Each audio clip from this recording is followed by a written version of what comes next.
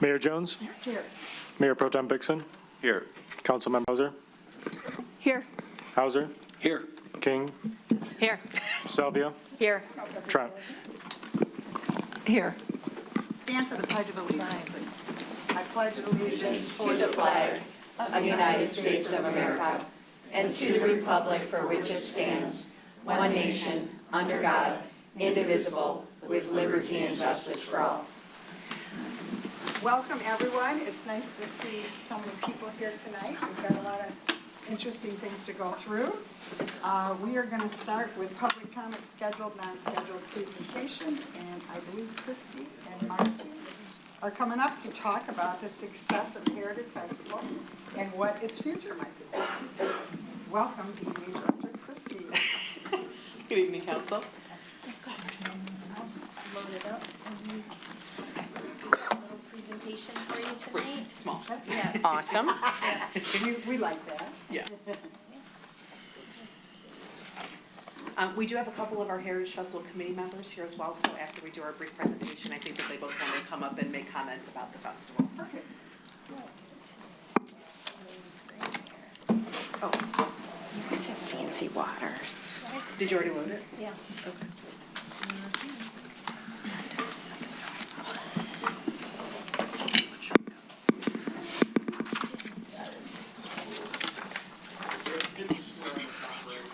Thank you. Thank you. Yeah, you're weird. I know it's good. Right here? Yeah. Oh, there it is. Okay. So that, Yeah. and then we have yeah. So, okay. So, basically what we're here to do is talk about the return of Rochester's Greater Heritage Festival. It was on a beautiful weekend, May 30th and 31st, so we had wonderful weather. And we wanted to just give a recap to City Council, talk about lessons learned, and talk about the 2027 commitment moving forward. So, you want to tell a little bit Sure. about what happened? So we took what were the best elements of Heritage Festival and then tried to enhance and add to those. So of course we had all the live music at the band show, which was really very well received. The 10th Michigan Infantry doing the reenacting, that's been a part of Heritage Festival for years upon years. The car show moved this year because of the construction on the playground area where they usually would be, moved into the upper area across from the band show. That seemed to be a big hit with everyone. That was present on Saturday, but not Sunday, but we have things to talk about for 27 for that. The return of the Granger's vintage baseball game. I know several people played that. I think that Councilmember Hauser took one for the team more than anyone. He was diving. I've never seen anything like it. It was Gotta win. it was amazing. So that was a lot of fun. And then adding a Little League game on Sunday. The La Puma's hot dog eating contest. I don't know if I can really describe it adequately if you weren't there. It was a thing, but we had a nice crowd and fun was had by all and lots of hot dogs afterwards.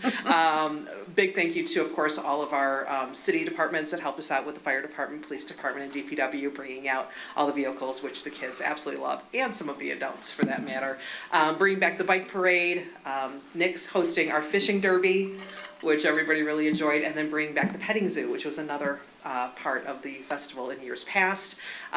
Working with Megan, she put together a great kids zone with the robotics team, the Feds that you're very familiar with, the presentation here, very impressive group of young people. So they were there with us, Lego team, and then Dino Hill also came out, the library, a lot of people. The Daughters of the American Revolution had a great plant sale, and which was Giveaway. Yes, giveaway. Giveaway And sale. the Oakland Astronomy Club, Yes, it which was great. has these giant telescopes that I'll be the first one to say I didn't understand like the lure, but that's cool. It was really fun. So that was a lot to see. So we enjoyed that. I'm going to have Marcy talk numbers. So we had the two-day event. We had over 5,000 visitors from Rochester and the greater area. It was an amazing That's a good turnout. number. That's a great amount. Yeah, $16,600 were reported in revenue. That a big piece of that's city There you go. contributions. And then a really amazing development is the sponsorships and the revenue generated from food trucks. So that is how that 16,600 came about. That's quite a big jump from revenue in past, so we're proud of that. And then we also know we could never have done it alone. We have our partners that, and if we've missed anyone on this list, we apologize, but we said the Daughters of the American Revolution, Dinosaur Hill, and the feds. I don't know, the list is pretty intense up there, but we really appreciate all of our helpers and our partners in this event. Takes a village, absolutely. So a couple lessons that we learned. Car show, we put it all into one day because it was harder for them to field both days, especially with the larger area, but people wanted to, because we found that on Sunday, absolutely, we tried to move some of the touch a truck up there, and then Jason Dickinson brought a tractor, and the museum had a tractor, and some different things, but the car show really was the sizzle up there, so we understand that is something that we need to work on. The growth is outpacing our timeline for us. People are already calling us, asking for dates, asking to be a part of it, so we need to be moving a little bit further along rather than we can't wait until after the holidays. And then I think Cedar leadership made a great difference. Marcy was a great partner. DDA said, just go ahead, do whatever you want, so I guess I'm in again. So here we are. But I thought it was great that everybody, city staff and departments, again, everybody showed up. Anytime Marcy and I asked for anything, everybody was right there to help us out and even make things better, though, things that we didn't even expect. So do you want to do this, or? Yeah, so we're asking you to commit to a 2-day festival again, June 5th and 6th this year. This is the weekend following Memorial Day. We'd like to get that on the calendars and see, like Christy said, if we can get commitments from sponsors and vendors, if we can get that on their radar, then we're not really running as rushed as we did last year, and we can kind of, grow it and change things up a little bit. The car show, they've committed to being there on both days if we do a 2-day event. And then we're also asking for city council. This was kind of a test year for you all to see if you really wanted the festival to continue, what you felt about it's our community event. So would you like that to continue? And then if yes, would you commit to that $10,000? It's in the approved budget for the upcoming year, but you could certainly see after the event, if you chose not to want to move forward, we can pivot, we can make some changes. So we're looking for your commitment for these 3 things tonight. Is there one more on here? I think there may be one more. Nope. No? There was, and it just said, oh yeah, Thank there you. we go. Thank you. There it is. I'm like, I know there was a hot dog contest, yeah. Thank you. Yes. So there you go. Council, any questions? I know that Jessica, Councilmember Clauser, participated on the committee, and I know that Marilyn was very active in the DAR booth. Any questions or comments? Yeah, I just couldn't have asked for anything better, and especially you, Christy, stepping up to the plate to help market and help put this event together, because I don't think anybody understands the experience. I mean, they understand the experience you have, but if you threw anybody in there and said, hey, why don't you do this festival, they would have been floundering. So thank you so much. And for $10,000, I don't have a problem with that at all. I think it's a great deal for me. I think Councilmember Salvia, you were also in the beginning stages, weren't you involved too? Yeah, I was, and I really just want to thank Christy, because yes, she stepped up, and then she had all these staffing challenges. So in the middle of that, you persevered, and I just can't thank you enough. And to me, like just seeing this and seeing the signs in the City Hall, it just felt very Rochester. It just feels so good for us. So I strongly support this. Councilmember Clauser? Same. Thank you. I think it was absolutely fantastic. I think you both did a great job. Marcy, I know you did a lot too. Christy, it was just all hands on deck. The committee too. I see some of the guys here in the room. It was great. Everyone worked together really well. I thought it came together really well, and you guys put a lot of work into it to get it to where it was. So I'm fully supportive of it again. Just from like a general comment, if we are voting on something, can we put it in the agenda and give materials in advance? Because I don't think I think it was just like a presentation, so. Sure. But again. Valid point, yeah. Yeah, just Duly noted. process steps. Yes. Councilmember King. I would love to see this grow. Also, great great to know in advance that we're voting. But just had a question, because I know sometimes when we're looking at events for like the DDA, there'll be how much we fundraise for it and then how much is actually spent. This was the revenue, was that what was actually spent on the event, or do you have the cost of it? Marcy will, and I will say there was no DDA funding that had anything to do with this. It was all city, so, So yes. we gave you the total, the revenue, 16,600. We spent 14,870.21. So we were in the positive $1,729.79. Fantastic, okay. But I also assume this isn't to be a moneymaker. I mean, was your goal to break even, sort of? Yeah, that's what I thought. Yeah. So you did, with a little bit extra. Yes. Mayor Yeah, I had a Pro Tem. I thought it was a great event as well. A question I also agree, I don't like voting on something that we don't know we were going to vote on. How much staff time was there spent? Because I know when I went there, I saw all kinds of our employees, and, I mean, how much staff time, like, for example, did Marcy, I'd like to see that number if we could. 0 for me. Yeah, and I was volunteering my time, so that was also a 0. Okay. So, but yeah, we did have some officers out there, and we could certainly, I'm sure that we could work with the chiefs to figure that out, but we did have a couple officers out with the vehicles. DPW, it was mainly parks that was helping us on those days, and then fire, I'm sure they had a couple officers out there or firefighters rather, that were manning the vehicles when the kids were coming up, things like that. I'm sure that we can get all that put together, but in terms of this staff time, it was charged 0, so, yes. You know, I guess the question I had is, it was great that Marcy wanted to do that, but, you know, do we want to, like, depend on a city employee? Now, does she feel like she has to do that? You know, those kind of issues. I don't want a city employee to feel like, well, they have to do that because we want to do this, you know, on their own time. It's just a comment. Could Yes, Councilmember Clausen.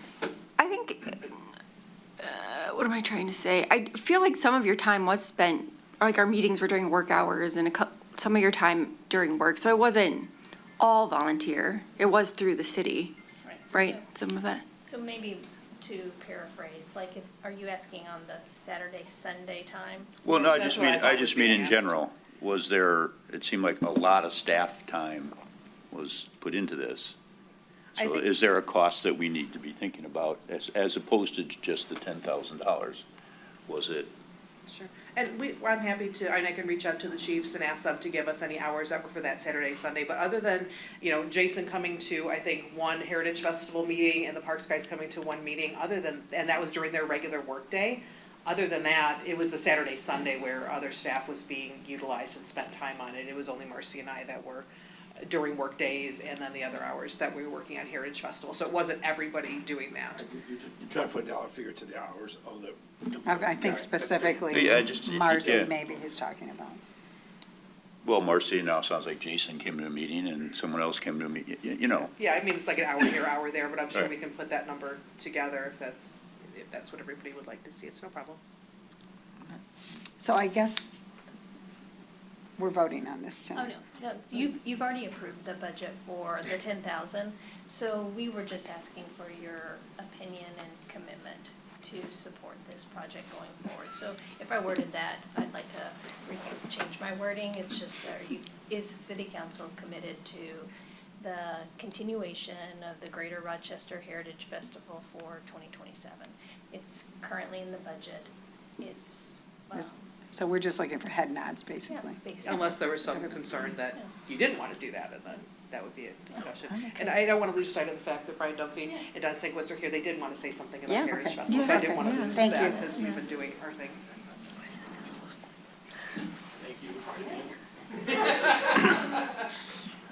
My name's Don Sinkwitz. I'm a member of the Historical Commission here in Rochester, also the liaison to the DDA, so I'm very familiar with these individuals.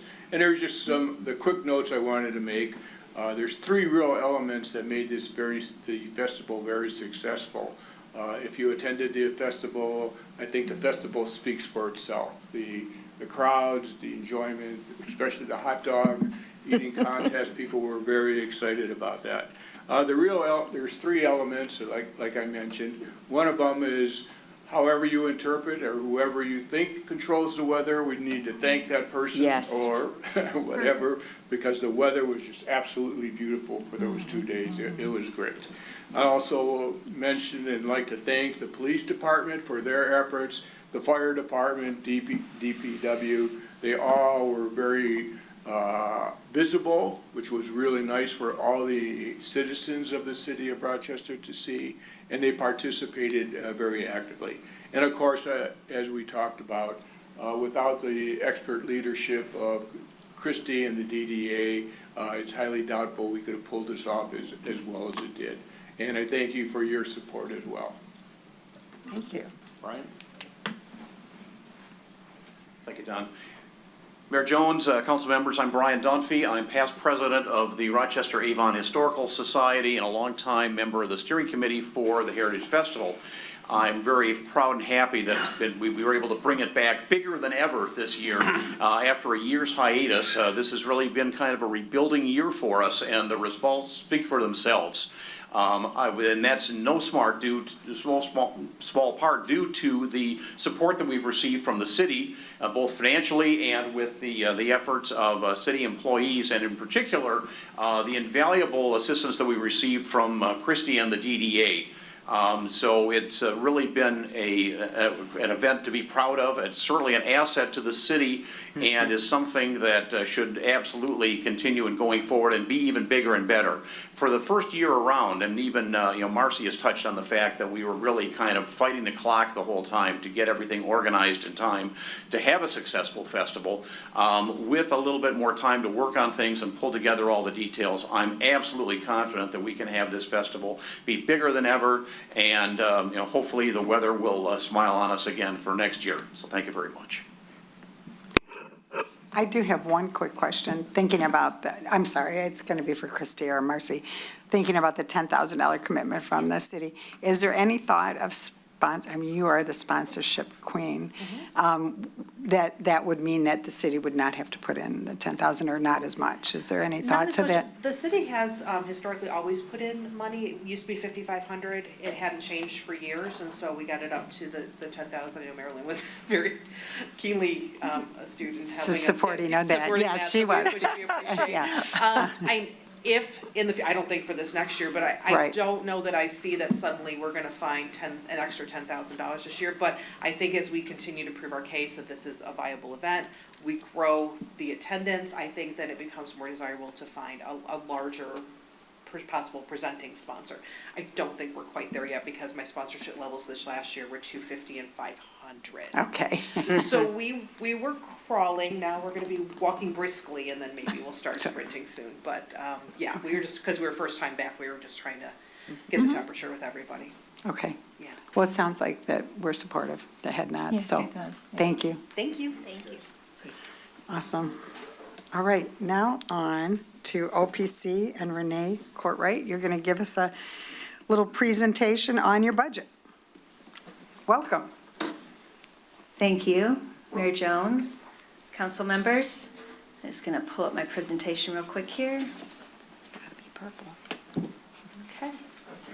Very good. So I'd like to just start off with thanking the City Council Representative Stuart Vixen, who is also the chair on the OPC Governing Board, and also our Senior Representative Al Fisk, who has been a member on the board for the last, I think might be 4 years now, which is fantastic. Wow. So it's been another banner year at the OPC. I'm just going to go through some OPC by the numbers. So I'm just going to overview of all of our programs and services. We had 59 ADS participants and their families benefiting from this very caring program. 55,630 rides were completed, covering 474,844 miles. And I just want to also talk a little bit more about transportation. Each of our riders has the opportunity to provide some feedback throughout the year through surveys that are done while the riders are riding on the buses and so forth, or after their rides. In any case, So the regional performance metrics, OPC continues to lead the way as the premier transit provider in Oakland County, proudly outpacing regional benchmarks and serving our communities with care.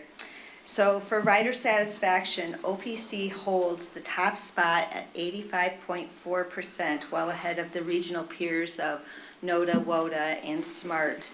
And for maximum brand awareness, OPC reached a perfect 100% awareness rating, compared with SMART at 78% and NODA at 58%. So it's very impressive in regards to our transportation. Just want to toot their horn, they're doing a phenomenal job. 104,000 meals prepared, served, and delivered, over 5,500 units of supportive services provided, 482 volunteers provided, over 36,000 hours, equaling over $1 million in savings to the OPC, providing meals, meeting and greeting our members, giving tours, and just providing so much support for all of our programs and services. In regards to our programs and arts, 3,778 people, participated 43,833 times, and all of our many events, our music, the wood shop, the pottery, as you can see right there, our performing arts, our cards, games, all of our lectures, and our special programs. There's the lapidary up there. I mean, the list goes on and on. And then our fitness and aquatics, you can see on the left-hand side there, that was part of our 26 budget, was adding our new yoga Pilates studio. Well, the Pilates yoga studio is up and running, and it's just been phenomenal and well received. FRS, yay, thank you. 5,128 people participated, 170 times in fitness and aquatic offerings. It's just, there's just so much going on. People coming and going all throughout the day, and we are definitely seeing so much benefit with our seniors. We have this week our nonagenarian party. We had 150-ish people that are 90 plus that were invited, but we have around 70 that will be attending that birthday party. And it's just a wonderful testament to the health and wellness that is brought to those that are 90 plus with all of what we offer at the OPC. So our budget highlights, our transportation fund revenues, $4.1 million, with the total operating expenditures budgeted at $3,777,500. And then there's the capital expenditures of $350,000. The transit is funded by the county's transit millage. We have our rider fees, our grants, and donations. In regards to our general fund, the revenue is $5 million. Our total operating expenditures budgeted at $4,534,050, and then our capital expenditures budgeted at $1.7 million. So our total budget is $9.1 million with a 4% general salary adjustment. And our operating revenues are projected to exceed our annual operating expenditures by $851,000. And all that is in excess will go to our capital improvement funds. So our capital improvement highlights for this coming year, 2026-7, would be our dehumidification unit replacement, UV sanitation replacement, and then our elevator modernization. And I'm here asking you to receive our fiscal year 27-29 budget. Thank you. Pickleball at all? Excuse me? No love for pickleball at all? Oh, there's always love for pickleball. Oh, well, it pretty much takes over a lot of use of the gym, for sure. Council, any questions? Councilmember Sally. Yeah, just really a comment. Thank you, Renee. Thank you. Love seeing those transportation dollars. That's such a direct benefit to all of our residents, that their tax millage for transportation, that's where we see the biggest impact and benefit from that. So thank you for continuing to just, your numbers speak for themselves. The brand is in the stories that we continually hear of just how supportive and how important that transportation element is. So thank you for doing that. And, I support the receipt of this budget. Do we take a vote? No. I think we do. We do. Yeah, we should receive Oh, it. okay. Yes. We do. So- Okay, Yeah. so I need a motion. So do you need maybe Stuart wants to make a Yeah, motion. so I make the motion to pass this budget and To receive. to receive this budget. To receive the And budget. just a quick comment I had was, one thing is, while the building looks brand new, it is 25 years old, so we're doing a lot of infrastructure improvement. And also, we have a big fund balance because we have to fund all projects through fund balance. We can't borrow or do bonds or anything like that. So that's why the fund balance needs to keep growing as it is. Thanks for that extra information. So a motion by Mayor Pro Tem, support? I'll support. Support by Salvia. Roll call. Jones, Yes. Vixen, Yes. Clauser, Yes. Hauser, Yes. King, Yes. Salvia, Yes. Trent. Yes. Awesome. Thank you. Thank I you. appreciate it. Go ahead. Oh, do you have a comment? Yeah, I always want to thank Renee and the OPC for all the transportation benefits that it gave my mother and my stepdad for so many years. Unbelievable. Yeah, when I tried other transportations that you had to pay for, it took hours for people to get my mom, pick her up. It was like 10 times as expensive, and they couldn't have been nicer people that picked them up. And your dispatchers, unbelievable. They're so good. So thank you. That's a part of OPC, I know. Thank you. Thank you very much. I definitely Thank you. have to say we have a phenomenal team. You do. Awesome. And you also. So, we do have an addition to our public comments, scheduled, non-scheduled, and that is Senator Weber, I believe. Did you want to come and say something, or are you here for just for the cleaning house? Okay, I wanted to make sure that you were recognized if you wanted to speak. Okay, is there anyone at home, is it Megan? Megan, that has any comments? Hi, we do have someone online who wishes to speak. Awesome. Caller 651, if you'd like to unmute.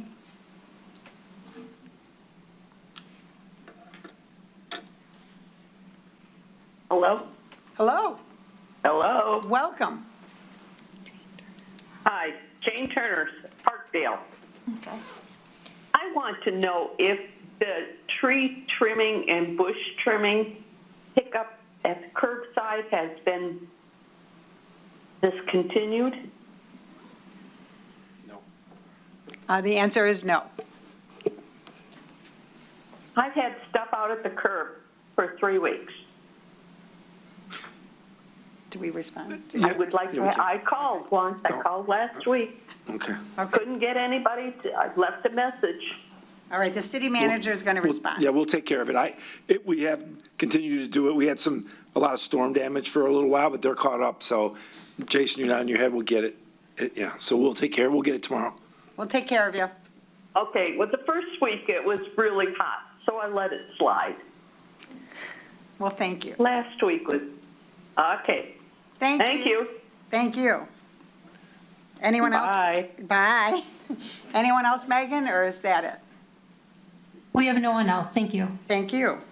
All right, next is the approval of the consent agenda, which is a consideration of the minutes of the regular meeting, July 13th, 2026, and the special meeting of July 16th, 2026, and a receipt of the check register report. Is there a motion? So moved. Okay. Motion by Mayor Pro Tem, support? Support by Councilmember Trent. Roll call. Jones, Yes. Vixen, Yes. Clauser, Yes. Hauser, Yes. King, Yes. Salvia, Yes. Trent. Yes. I thought it did. Was there anyone here that had public comment? I missed that is here. I went to the ones at home. Anybody want to come up to the microphone for something that's not on the agenda? No, okay. Moving ahead, old business, there's none. Public hearings, there's none. Legislative deliberation, there is not any. Reports and regular business, we are going to start with the consideration of a request to establish a downtown social district. And I believe DDA Director Christy Trevorrow's back up again. Hi again, 2 for 2. Yes. Good evening, council, again. So in your packet, you had a 13-page document from me. We've been talking about social districts on and off for quite some time. I was here a couple months ago just to get a temperature of council. At that point, I gave you an overview of what social districts are, how they work, took input from you. We had some good head nodding that said, keep going, so went back to DDA, and then working with Chief Rohib and Attorney Crott, we put together what you see in front of you tonight. So I'm just going to very briefly highlight a few things and then open up for council for a question and comment. So in the packet tonight, we do have the authorizing resolution. If you would choose to move forward tonight, Attorney Crott had gone ahead and drafted that. That's the first few pages of the packet. Second is the proposed social district map that I worked on with Chief Rohib, trying to keep in mind the amount of liquor license establishments we have, as well as visibility and safety in areas that we would have the district. After that, we got into the social district maintenance plan. This is where we took a lot of the comments that we had heard from council, asking about these things. One was about signage. We did clarify, we only need signage at the entrance exit point. So we don't have to have it throughout the district saying you're in the district. Basically, for enforcement, we have to have it when you're entering the district to say you're entering, and then the backside of the sign would say that you are exiting. So that way, if you're outside of it, then it's enforceable. But if we don't have it at those entrance and exit points, then that would be the problem. And of course, we're gonna minimize that. One of the big conversations was about the serving in the cups and what's to stop someone from walking into a social district establishment, getting their drink, and then coming out and handing it to someone underage. So Chief Rohib had the idea that in addition to the cups, they're a certain size, they have to have social district on them. They also have to be labeled with the establishment. That another level that we would add to it is that we would ask the restaurants to wristband the buyer. So that way, it's easier if police are walking and enforcing that if someone has a social district cup, which will be very evident because it has the social district logo on it, and they don't have a wristband, then we have a problem. Rather than walking up to random people and kind of eyeballing and trying to figure out that's no, because some people look really great for their age, so that would be awkward, so we're not gonna do that. We do have the list of the businesses that were interested. That doesn't mean they've committed to doing this if we have a social district, just that they were interested in hearing more. We did clarify on the business approvals that the businesses would have, the restaurants would have to come here and have council actually take a vote, because that's part of the resolution they need to take to the Liquor Control Commission.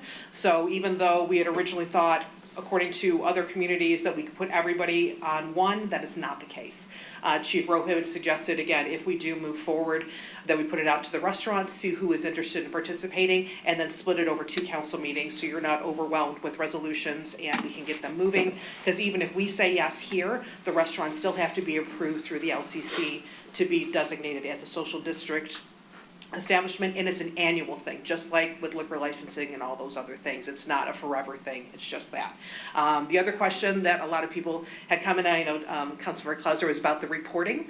To be clear, you can at any point decide that you don't like the social district and dissolve it in Attorney Crott 1 meeting. Yes.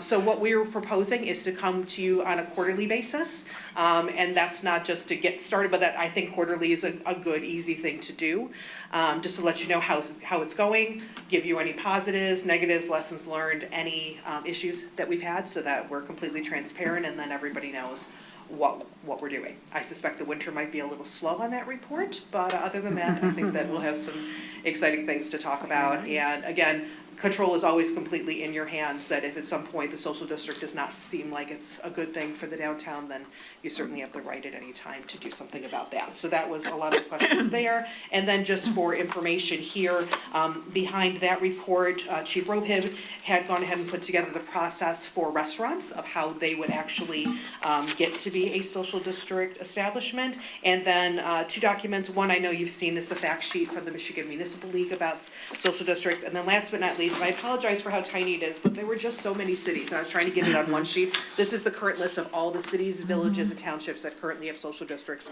in the state of Michigan. So that's what I have. I'm happy to answer questions. I know Chief Rohib had mentioned that if you have questions that are more regulatory or enforcement, that would be his department. And then, of course, Attorney Crott's been working with Chief Rohib and I on all of this, so he could certainly answer anything in terms of approvals and process. Council. Councilmember Hauser. I'm sorry, I have a little laryngitis, so I apologize. Do we have the ability to suspend it based on certain events? So I'm thinking like the big bright light show, for instance. Is that something like if we felt, hey, maybe this is not what we want that night because if there's so many people, or maybe it's a great idea people want, I don't know, but do you have that ability to turn the switch off? We do, we can, if we were going to do something like that, it would have to be a big education piece because we'd have to let everybody know. My understanding in talking to a lot of the restaurants that have establishments in other cities that have social districts, the primary time they see the social district used is during special events. Okay. So, yeah, the answer is yes. I would be reluctant to recommend that, but yes, absolutely, we could say nothing at X event or something like that. One other thing that I didn't mention, and we did get clarification on this, having a social district does not override other things we had talked about over at the Lions Park. If that, because we have a social district, we extended it there, it does not supersede any city ordinances, so if you wanted to allow alcohol in the city park, back there, you could extend the social district there, but you would have to change the parks ordinance to allow alcohol to do that. Same thing with Kris Kringle Market. Just because we have a social district doesn't mean everybody can walk through there with it because we're still selling the Glühwein, the hot spiced wine, and the beer there. So it's still a special application for the alcohol that we as a nonprofit would pull and serve there so people would stay in that area just like we normally do. Social district can exist outside of the Kringle Market, but if there is an overriding liquor license in that event, then never the train shall meet, as it were. So we got a lot of, George is really great about getting us a lot of clarification and all the nuancing of liquor licenses that I didn't know I needed to know, but apparently I do. Councilmember Salvia, did you ever hand up? Yeah, and Christy, you just touched on it. My question, couple questions. One was regarding a special event, so Kringle Market, so they're separate. So you won't get your special cup of Glühwein and be able to walk around. You can walk around in the Kringle Market. In the Kringle Market. Because we always have it stanchioned off so you can walk freely within the market. But we do have volunteers that stand at the entrances to make sure that people don't leave with their alcohol. That usually ends up with people standing at the entrance and shotgunning it. Yeah, I don't exactly. recommend that. But I've seen it. So, but also, on that, so social district would still be active throughout downtown exclusive of the market. If we wanted them to be able to interact with the market in some way or cross through, we could make a pathway for them. It seems like extra work that I don't know that we need to go that far. But if there was some interest in that, that is an option we could do. But again, the two can't interact with each other. So the only other event I think that we have alcohol that would interact with the social district would be Fire and Ice and Dancing in the Street. Yes. Okay. And then how about, so if you have your special cup, you got it wherever, and you're walking along, and maybe you go into an establishment that does not have a liquor license, like La Puma's. Yep. You cannot bring your cup in there, correct? You can't bring it into another liquor license establishment. So you could go shopping with your cup, you could go into La Puma's, if someone has this, and we'll, if this gets approved, we would do a whole education thing with the whole business district, not just the restaurants, and that if they do want to say, no food or drink, because some people do, because they just don't want, regardless of alcohol, they just don't want food or drink in their establishment, that's absolutely within their rights to say that. You can walk, and tell me, George, stop me if I'm saying anything wrong, you can go into La Puma's with it, it's just another liquor license establishment. I'm trying to pick it all up between Jeff and George. I'm like a sponge trying to get all the info. I got it. So I thank you for all of this. And Chief, this is an incredible document. Like, this had more questions than I could have ever dreamed of. So it's incredible. Thank you very much. I think we've been studying this for at least 5 years, so this is great. I really support this. I think you've done a lot of research in some other Personally, cities. Joe and I have we've gone to multiple cities and researched this. So I like the hours that are suggested, the 11 to 11. I like the consistency of that. I was kind of wondering about the Royal Park, seeing as on the map that's here, it's outside of the district.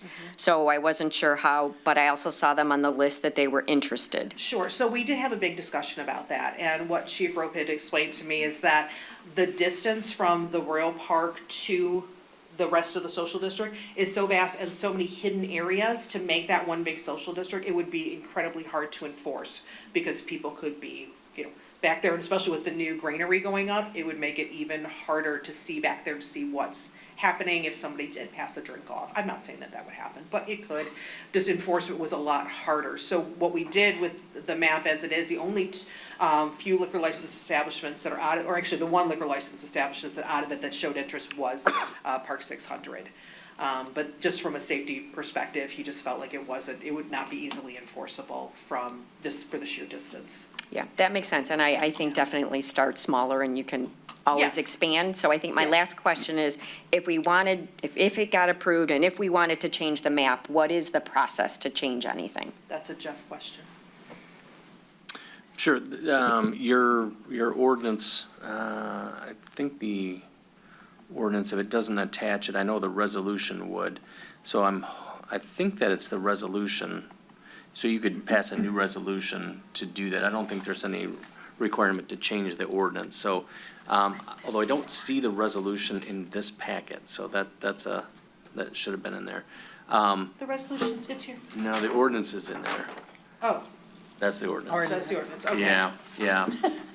It's been in a previous packet, it didn't make its way to this one. So it would be a resolution to change because the map will be like an Exhibit A, Okay. if you want to call it that way. So that probably clarifies, since we don't have the resolution, that, Yeah. got it. I just pulled that up on my end, so I can see if it's in there as well, if you give me. Okay. Councilmember Clausen. Yeah, I just want to say, I appreciate how thoughtfully this came together and how it was prepared. Thank you for all the work you did, Christy and Chief. I really appreciate all the things that you put in here, and Attorney Crott. I know everyone put a lot of work into it. And because I'm on the DDA as the council representative, I got to kind of see your process, and I appreciate, getting feedback with the DDA and all the businesses that signed up in advance that you went and talked to. I really appreciate that too. A couple of things is, I would say, I really appreciate the reporting. Thank you for including that. This cups, the wristbands, I think are the council's authority to revoke the district. I think that's really helpful too. I think this aligns well with our priorities we've talked about, the vibrant downtown, supporting local businesses. So generally, I'm really supportive of this. And I think all my questions, I had special events on here, hours. So I just had a couple other quick ones for you. And Christy, this is more maybe for you, but how would you measure success? Is this, how do we know this is working and it's what we want it to? Is it in sales impacts? Is it how many participating businesses sign up? Is it minimal complaints? What do you think is Obviously, success? a lot of success is zero complaints. We don't want any incidents or anything like that. One thing that we've done, and we've discussed this a little bit at DDA, is that we started at the urging of the restaurants that we have bi-monthly restaurant group meetings. We have another one next week where everybody's getting together and talking about new ideas. That's where the music on Thursday nights came from. That's some other programs that we've been doing there. Foodie February was so successful because of those meetings. So I think for us, it would be getting the feedback from the restaurants that are participating and finding out, are you seeing sales? Is it making an impact? Because that's the real reason why we're doing this. It's because the restaurants have come to us and asked for it, and even some of the retailers have said, I've seen it in other cities, I go to other cities, they have it, I enjoy it, why don't we have it? So I think it's really gonna come down to, yes, we wanna make sure there's no incidents, as long as it's do no harm, everything's great, but if it's really making an impact with the businesses, because it is a little bit of a hassle to have the special cup and the lid and the label and the wristband. If we find that the process outweighs the benefit, then obviously we would probably be coming back to you at one of the quarterlies and saying, it's not doing what we thought it would do. I don't see that happening. A lot of it will be education and marketing and all that to let people know that we do have it and how it works and how you can enjoy it. But I think it's something that we'll be tracking the metrics that way of how it's making an impact with the restaurant and also that it's not having any negative impact. That's perfect. I live I'm from Oscoda, and it's on your list. And you can grab a beer and then go to the movie theater, and the movie theater has said it's made a big difference. We also have one movie theater in 2-hour radius. But small question for you: cleanup. If cups start showing up, is that the DDA's responsibility? How does that? Okay. Yep, so a couple different things in that area, because we did talk about that. We always put out extra containers during special events, especially during Lanya, Big Bright Light Show time. We just have extra cans out on the weekends anyway, because regardless of social district, our trash intake is up. But we do have trash containers out there. I know that Mayor Jones doesn't like clutter on the sidewalk, but what I will say is that if we do find a certain area where you do have a concentration of social district participating restaurants, seems to be having a higher uptick, we do have the ability to add a can if we need to do that. In But special events, you have a cleanup In special events, we team. always have, well, cleanup team, a lot of times, I mean, it was us picking up trash at Dance the Street, but that's neither here nor there. But we have, through our office, we have our maintenance assistant, Derek Fuller. He goes around 3 days a week, just picking up things, so he'll certainly let us know if, hey, there's a certain area that something's happening, that kind of stuff. DPW comes, I don't know, how often do they pick up on Main Street, Jason? 2 times a week? Monday and Friday. Again, that's another lever that we could pull if we find that we just are seeing more in the cans. We don't need an extra can, maybe we just need an extra pickup. That's another lever that we could pull, and that gets billed back to DDA for the DPW time. And then I have one question or comment on the policy, the ordinance for, I think, Attorney Crott. In there, it says that the council can revoke permits because of negative conduct, but I'm wondering if we need to define what negative conduct is. Is that repeated violations? Is it police incidents at their establishment? Is it the management plans that Christy laid out or Chief laid out, if they violate that? I just wonder if we should define that in the policy. That would be my only comment or change on that. Comment. We could certainly work on putting more definition of that. Sometimes broader is better, just That's because we don't know what we would run into. But, you know, a lot of the, you know, what I would consider to be the disorderly, which is, you know, we have disorderly conduct, but we can certainly work on putting some examples of what, you know, what that type of negative conduct would be, such as, and then we put that in there. And with that, I know the maintenance plans, it has the hours and the reporting, but I don't think it's in the ordinance language. It just says hours, but it doesn't clarify, like it's 11 to 11. Does that need to go in the actual ordinance language, or because it says we adopt the management plan that goes with it, and that has it, we're okay? If I may. So, yeah, so the ordinance adopts the management plan or the resolution. It refers specifically to the resolution here. And I pulled up the resolution, and it says the district and the common areas as shown on Exhibit A are designated as the district. And then it says the management plan attached as the Exhibit B, so that'll be Exhibit B, including without limitation the hours of operation from 11 to 11, Monday through Sunday. And then the plans are adopted for the social district. So that is going to be an enforceable document through the ordinance, through the resolution. Perfect. Thank you. You're welcome. Good questions. Sarah, Councilmember King. I just want to say thank you for coming back. You addressed, you know, I think a lot of the things that we raised at the last meeting, so I'm really happy with what I see.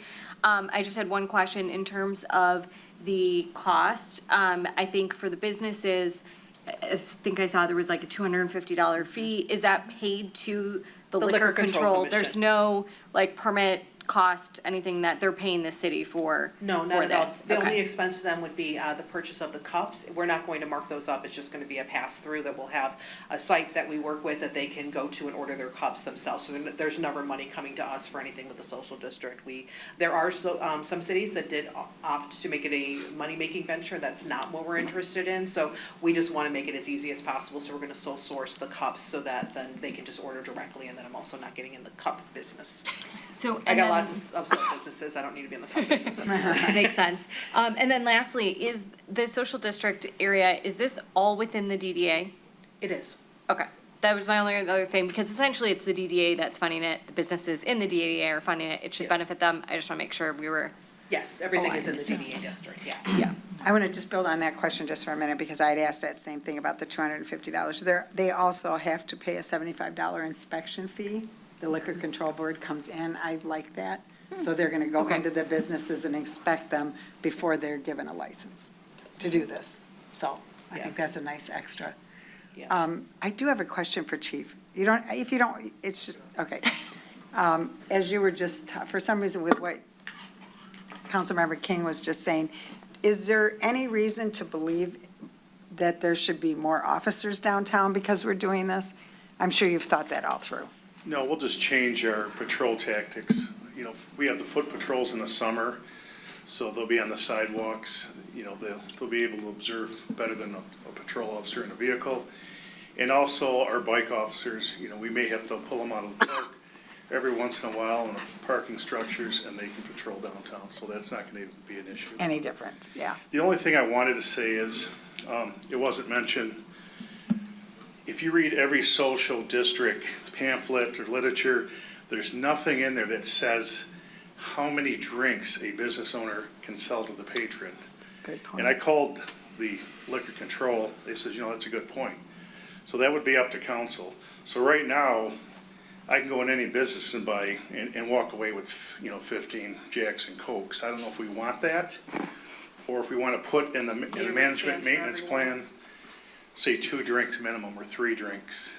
That's something to think about. That's the only No, thing that I see that I think that's a wasn't in there. valid point. I assume they can only, with the wristband and a cup, leave with 1, correct? But you're saying going back, or can you buy, you They can't buy, You can leave that business right now, the way the social district is written, you can leave with 10 drinks. Okay, There's that- nothing, there's yeah, no limit. so we need to And that put would be up that to in city there. council to determine what is the Right, limit. right. They can bring beer, they can leave with beer, wine, or mixed drinks. But what's the limit? Do we want to do 1? Do we want to do 3, 5, or unlimited? Just leave it.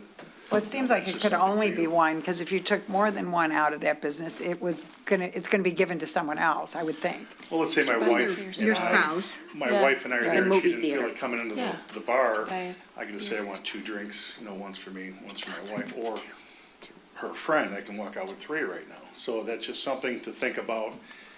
We can just leave it the way it is, it's just unlimited, or, No, I because I think- doubt someone's gonna walk out with 10 drinks, but you never know, there's always that one You person. met my I neighbor. think that's a really valid point. Okay, thank you. Any other questions for Chief while we got him up there? No. Okay, any other questions from council? Just a question from the Sustainable Committee.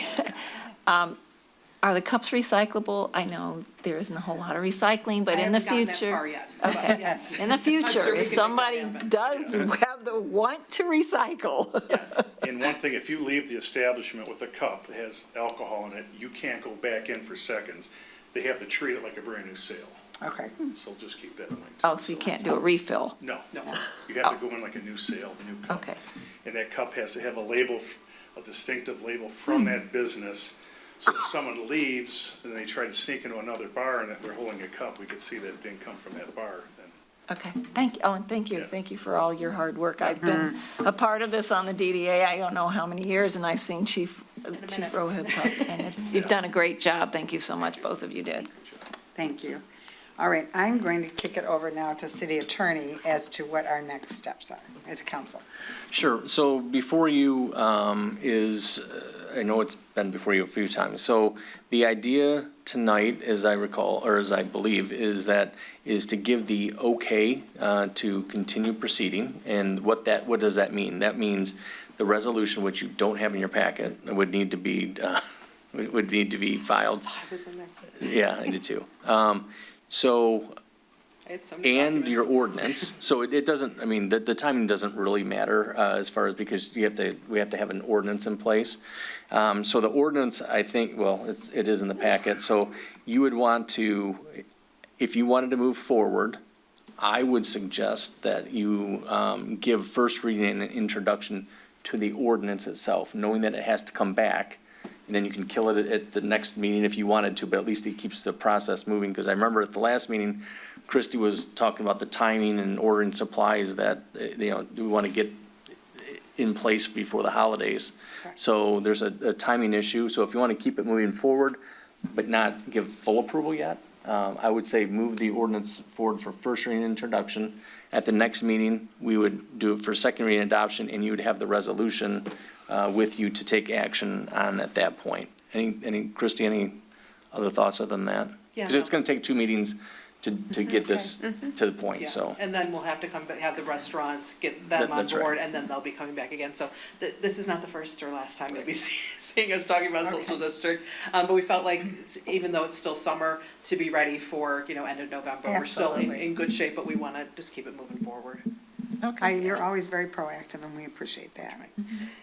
So someone needs to make a motion for first reading at our next council meeting then? The or- first reading and introduction would be now, and then that's your action for tonight. And then at the next meeting, it would be, your ordinance would be for second reading and adoption. So this is moving it to the next meeting for adoption. You're not adopting the ordinance tonight. You're moving it to the next stage of the ordinance. My only concern is since we didn't get the resolution, can we do this without having read the resolution? We're not approving the Well, resolution. but you're not approving the ordinance tonight. So what I would say is, you're gonna have the resolution at the next meeting. At the same time, you're gonna be adopting the ordinance. So you won't be adopting the ordinance before the resolution. It would be done on the same night. Any comments from council? Councilmember Clausen? I feel like that sounds like the right next steps. I would ask, because it feels like the last time an ordinance came up, we didn't really have a clear process. Can we maybe have that discussion at some point, or get a document that we can iterate on, or something that lays out when an ordinance comes? Because I feel like ordinances are a big deal, right? That's legally enforceable. So how do we handle this? Because I feel like it's a little different each time. It's not, it's the same. Well, it says consideration, it doesn't say first reading. Our last one said first reading. And then do we have, we don't have the resolution, we have the ordinance. So it is a little pieced together. Okay, so I can answer, normal ordinance is you discuss it and you move it for first reading and introduction. At the next meeting, you do it for second reading and adoption. That's the same with every ordinance. Zoning ordinances take a public hearing. So at the first, so when you see it for I'll say the first time, when you're ready to take action, you set it for a public hearing. And then at that meeting, you do it for first reading. So that takes an extra meeting, an extra public hearing is what that takes. That's for zoning. This one is like any other code, regular code ordinance. It's first reading and introduction is the first action. And then next action is second reading and adoption.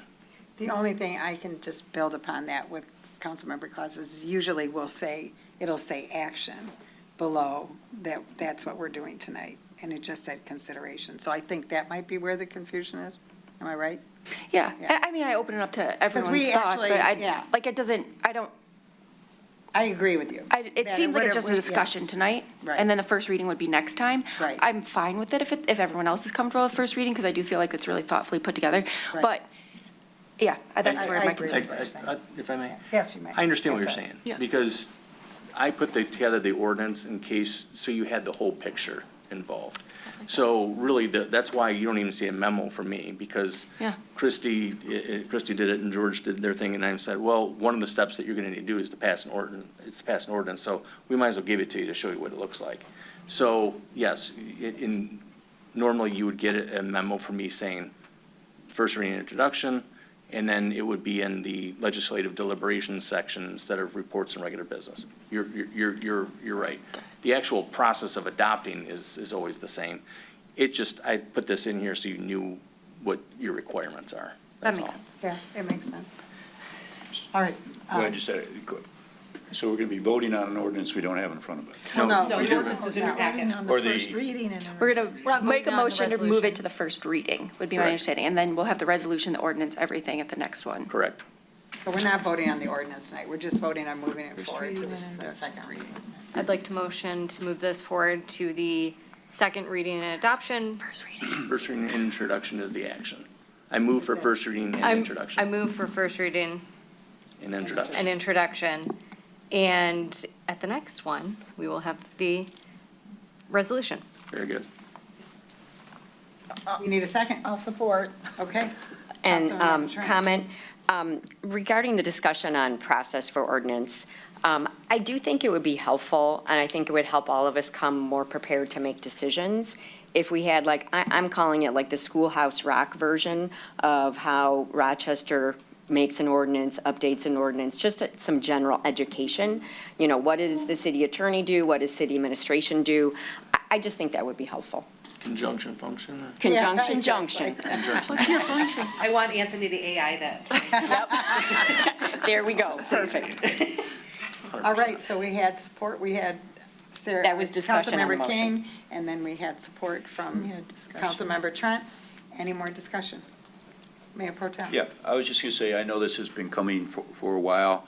I support it. I think give it a try.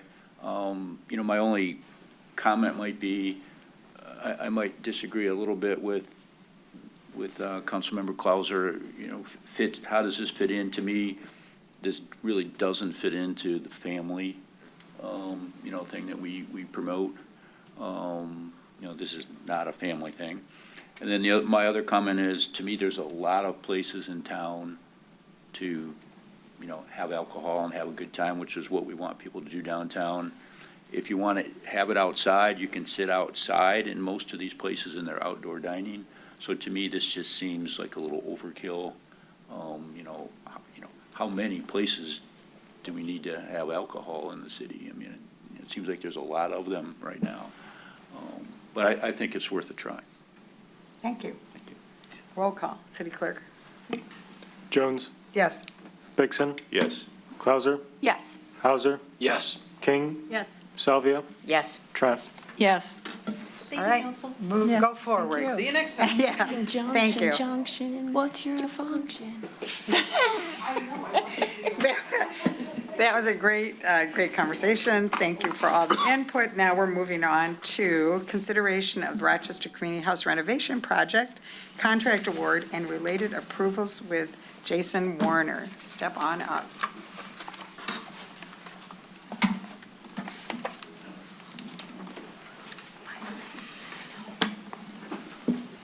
I think I've given 5 speeches on this one. I don't have much left. I'm already done tonight. Can we just go?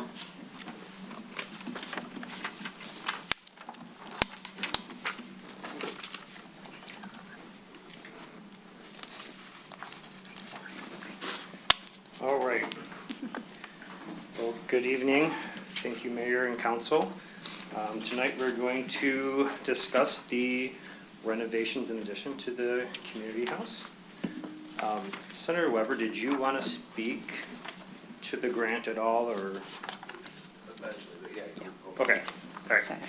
All right, so, as most of you are aware, the project has been bid.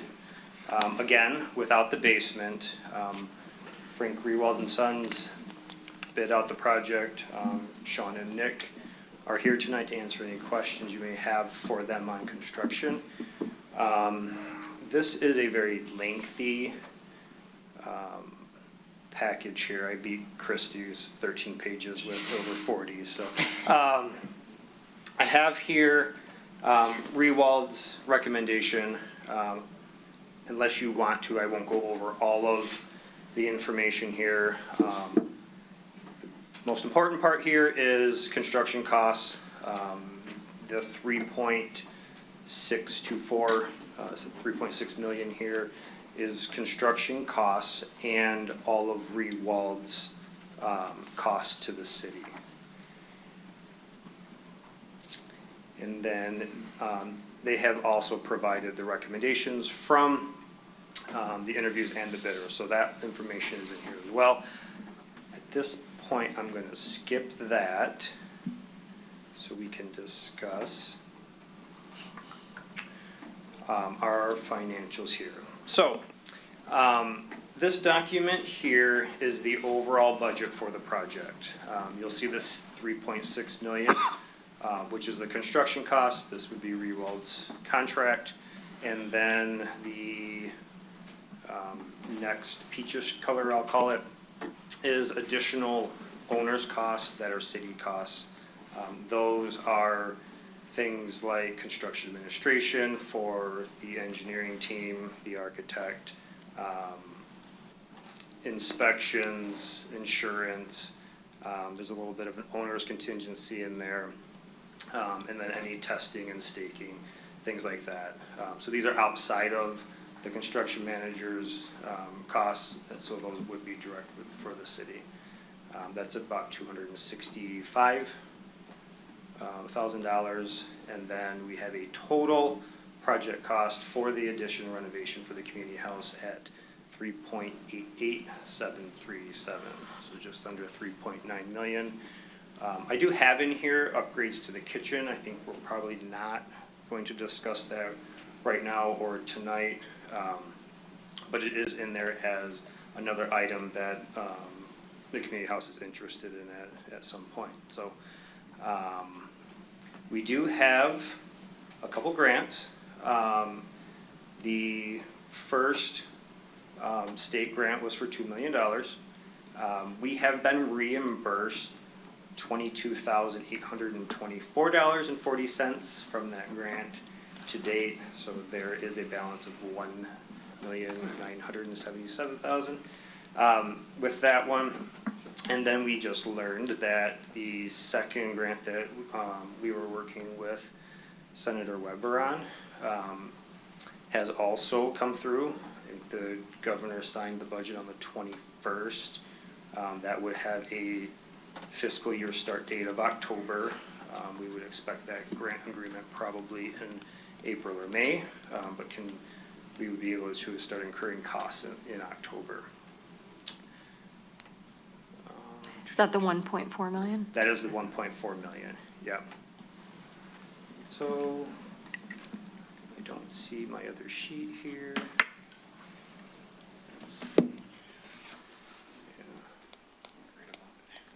Which one are you looking for? Was it in our?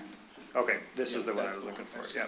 Yeah. I'm sorry, thank you. Yeah, so, all right, so we have the 2 million, we have the 1.4 million.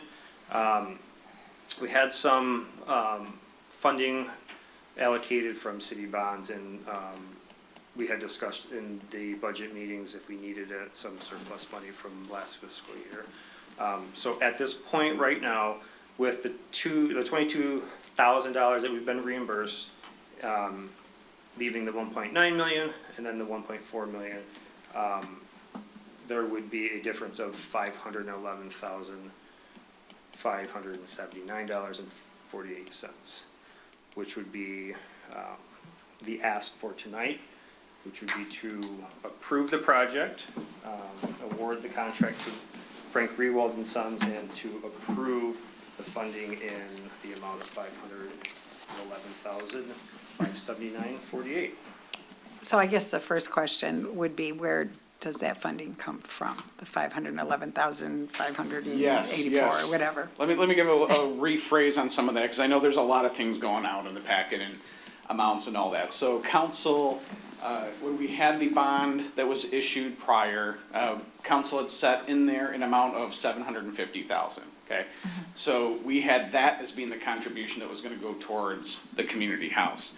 Then we knew we needed some additional funding. This was prior to Senator's additional requests that got through, that we needed. We didn't have that 1.4 yet, right? So we talked during goals and objectives and that, hey, we're gonna need a little bit more funding. That's some of the other numbers that you see up there on, okay, the bond allows you to go up to $1 million. We had talked about needing another $700,000 just to make up the differences.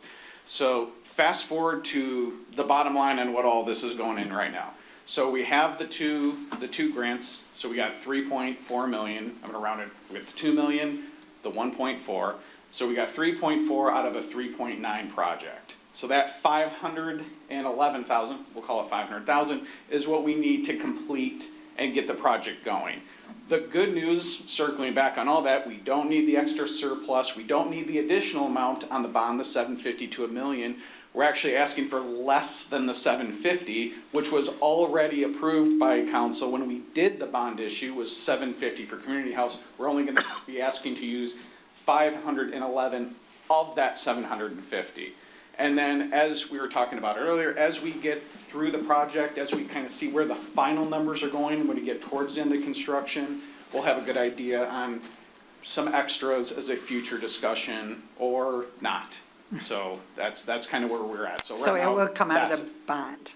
That would be out of the already Approved issued, bond. approved and issued bond proceeds. And like I said, the good news, 511 out of, and not even the full 750. It's a good sale. You did a good explanation. And I do not want to undercut enough how great Right, our reps 100%. are. I mean, like, big speech, like they're. Yeah. Big round of applause. The partners, Yes. I'm telling you, Thank the you. city is so blessed with the partnerships from our Yeah. representatives. Weber and Tisdale, when we had Slotkin, where, for the municipal park, Ludlow, Yeah. that's getting built. I mean, we really have a good relationship. They really know how to get things done and across the finish line to benefit the city, which is fantastic. Because, I mean, it is a big delta. We're not a big city. Right. So, No, I mean, no, it asking isn't. for, For a couple million Right. is hard for the city. Uh-huh. We're not that big. And then to go back and get another 1.4 is amazing. unbelievable. Yeah, we are very, very lucky. So thank you for that. Official thank you. Yes, absolutely.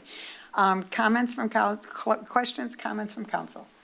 Councilmember Trent. Yeah, I wanted to thank this fully transparent document that you Yes. gave us to look at the actual bids from all the contractors. How amazing. I wanted to thank you for doing that. And since you did, I just have a couple of comments. So I'm just going to pull out one page, page 46, where one construction company bid $474,500 for finished carpentry, and another company bid $141,982. So I'm assuming that we have Sean and Nick and the Rewalds look at this, and they're saying, they're going to give us the same apple. Here's an apple, here's an apple.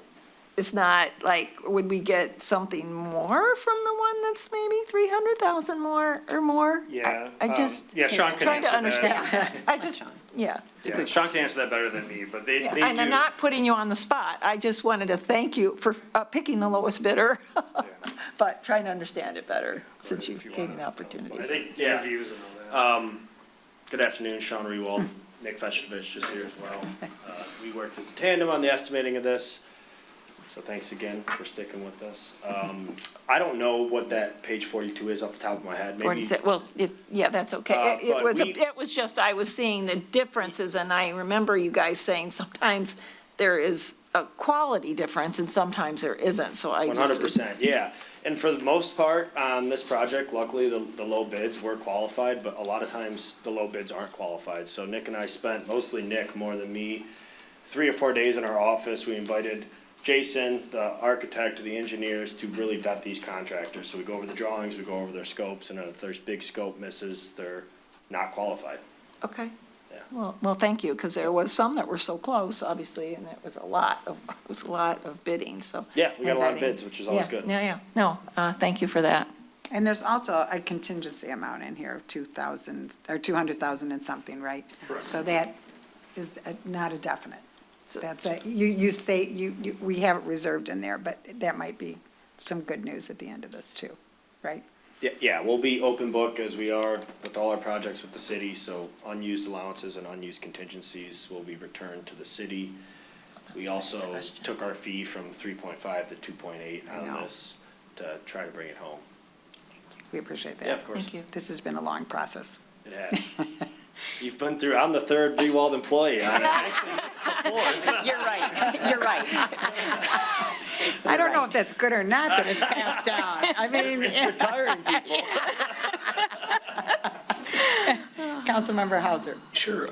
We went through this at Asset the other day, Yeah. and it was very well done and presented in a manner that was very easy to understand. So thank you for putting this all together. I have no questions other than I would make a motion to, adopt the proposal and the bid and use that 511 that we have from the bond to cover that delta. Okay, we probably need the exact amount. It's 511. I have to say the exact. 579.48. Okay. That's the number. 511, 579.48. Okay, we have a motion by Hauser. Is there support? I'll of Support? course Oh, you support. should absolutely support. That's okay. Absolutely. I've done so many speeches on the community house and how important it is. I'll just have some comments. I'm sorry. Okay, so we have a motion by Hauser Want to hear from and council. for the $511,579.48, and we have support by Salvia. This will be coming out of the bond money that has already been approved. And comment? Councilmember King?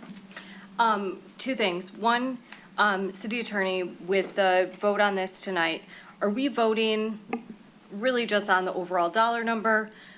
They've included contractors in here.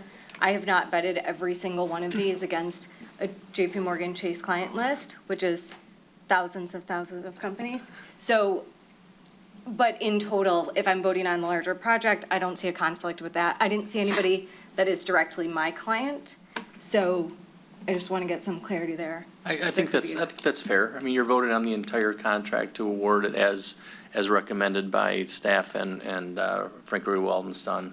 I would say that, maybe, I mean, I don't know how many contractors there are, but, if at some point you feel that there's an issue, then you can mention it and we could recuse you as to that part of it afterwards, if that makes sense. I didn't see anybody that was a client that I know of, but that doesn't mean they couldn't have a checking account or a credit card with the bank. I think that would be micro due diligence. There were a lot of names on that list. Yeah. So. Good for you I didn't for have doing that the many- cross-reference. I didn't have that many hours, but I could scan and tell you that they're Right. not my client or my, team's clients. Didn't see, So, okay. yeah. Thank you for bringing I that think up. that's good. That was just the one question, and I felt like we're voting on this overall as a project versus the contractor That- list necessarily. I would agree. Because, no one up here vetted any of the contractors. You're looking at it as a package deal recommended by the administration and the general contractor.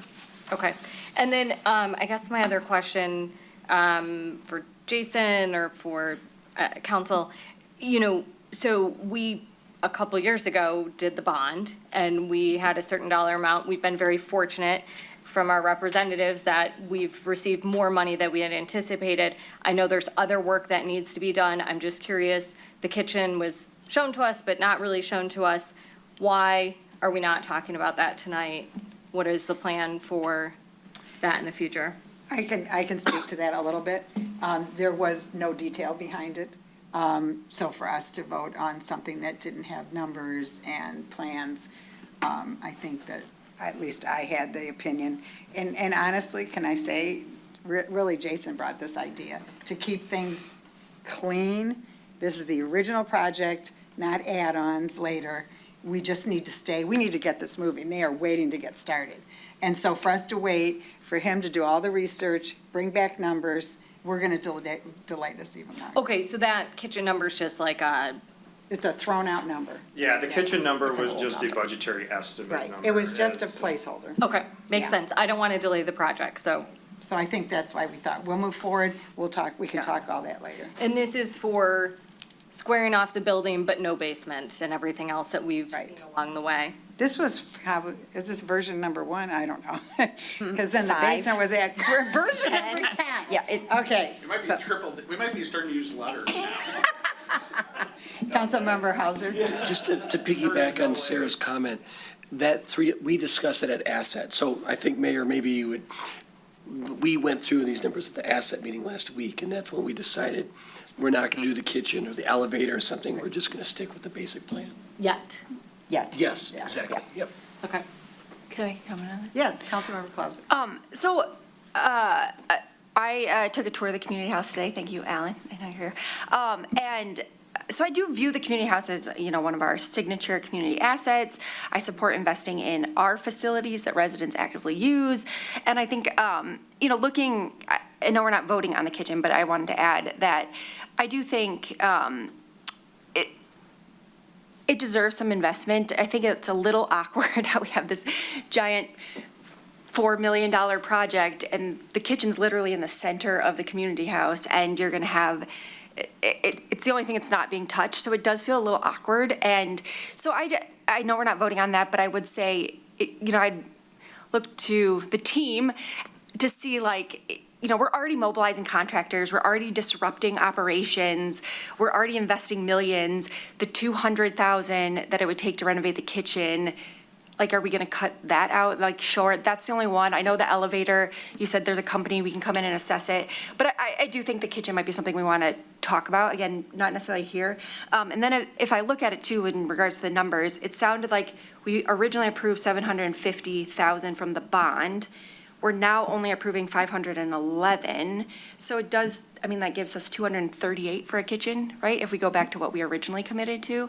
Again, I wasn't here for all that original commitment, so there might be more to it. But I'm just saying that because I do think if you go, it's gonna seem really out of place and outdated compared to all the other investment that we're putting into the building, and residents might be like, what are you guys doing? That's my thoughts. Okay, any other comments? I just want to say something about this amazing project, and I'm so happy that we're hopefully going to move this across the finish line. So certainly want to thank Senator Weber and Representative Tisdale. I think this is the largest dollar amount of a grant that we have gotten as a city. We got $2.1 million as a SAFER grant for the fire department, but this is more. This is 3.4. So I just can't thank them enough. That was negotiated on a bipartisan level. I also want to, this is so important because it is the heart of our community. This is one of our gems. I know Alan has been speaking of polishing the gem for, it's probably a decade, right, Alan? It's been a decade. And it's where we have, probably everyone in this room has a memory, has a story of your experience at the community house. And that's why I think our representatives fought so hard to get the funding to do this. I do want to speak to just really what are we getting for this? Yes, we're squaring off the room, which gets us about 1,700 more square feet. And that's very usable, very rentable, very experience-worthy space with a modern acoustic room separation. We're finishing all of the deferred maintenance on this structure, so that's good news for future city budgets. Roof, siding, HVAC, mechanical, et cetera. One of the biggest wins to me is we're going to fire suppress this entire building. So to have a community house that does not have fire suppression, we need to bring it up to 2026, or maybe that was like 1976, but we need to bring it up. So that's really important, and it's going to be aesthetically pleasing and beautiful in our incredible Rochester Municipal Park. So I'm just thrilled that we're here, and I look forward to seeing what the next 50 years of this incredible partnership with the community house looks like. And let's just get this done in honor of Mary Lee Kowalczyk. Aw, yeah, that was a good way to end that. All right, roll call, please. Jones, Yes. Vixen, Yes. Clauser, Yes. Hauser, Yes. King, Yes. Salvia, Yes. Trent. Yes. Awesome.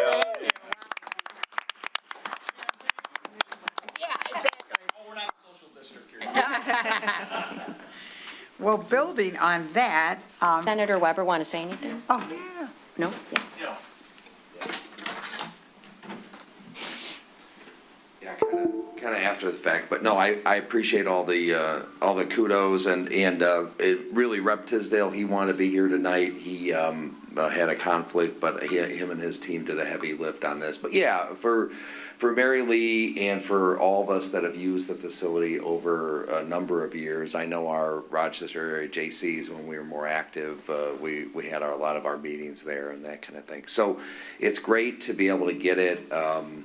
It was a little bit up and down with the original funding, but then to get this, the 1.4 in this budget, it hopefully is very helpful, and I think it is, and yeah, and just let's get it done and get it going. So thank you. Thank you. Thank you. Awesome.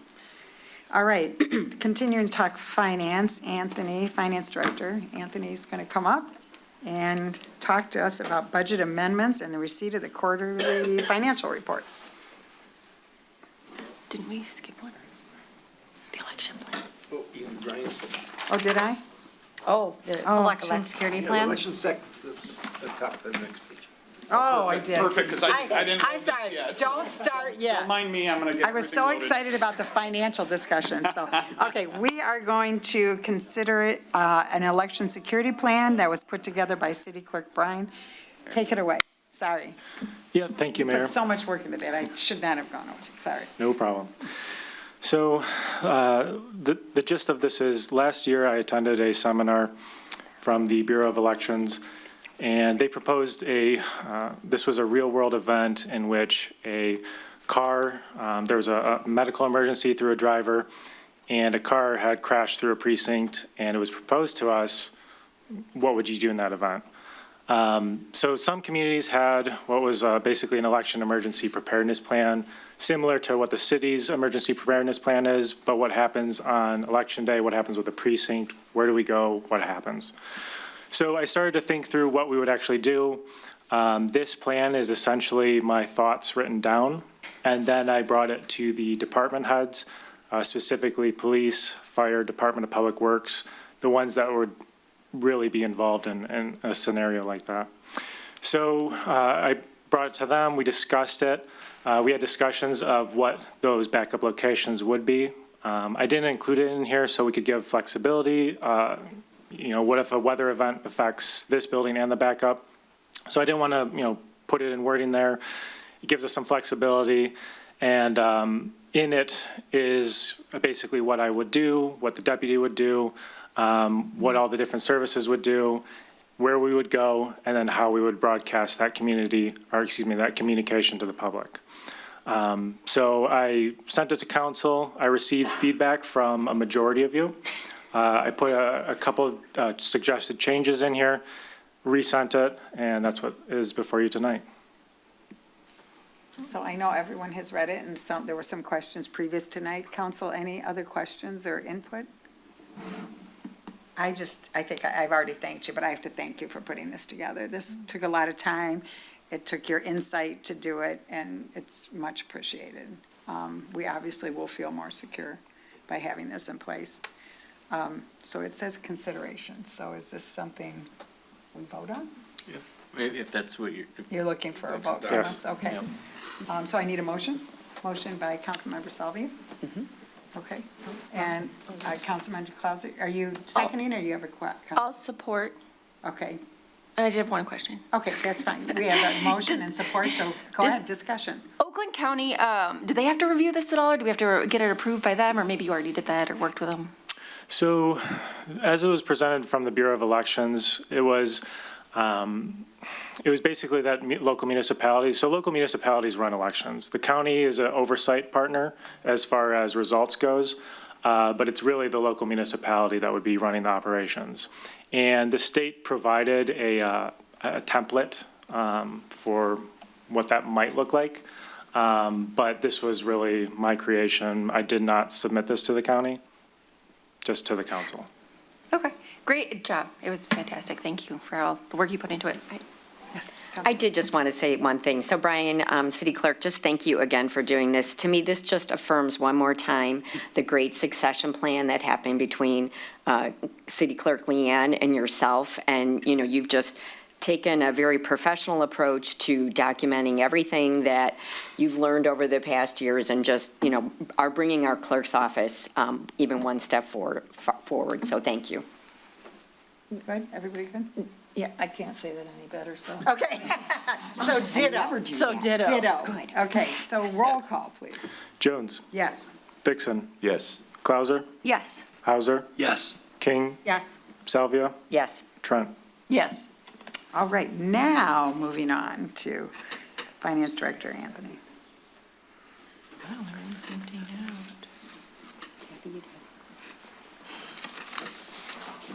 All right, council. Hooray for quarterly report time. I know that is your favorite time This is the big one. in every quarter. This is the big one. Yes. This is the year-end one. The city's fiscal year ends June 30th. I'll talk first before I start scrolling through it. So what we do is we're required to report quarterly by state law to council on where the funds are, what the investments are, and then we include a report on year-to-date and expenses and budget and requests for changes and all that. And so this one being the big one for the year is because our quarter is over for the year. This was quarter 4, so 6/30/2026 is now complete and our fiscal year is done. So with that, there's a few things that happen. You cannot make budget amendments 2 years once the fiscal year has passed. So there are no budget amendment requests about 26. That is over and done. This is getting reported to you, and I'll go through some of the numbers for 26 on the ending side.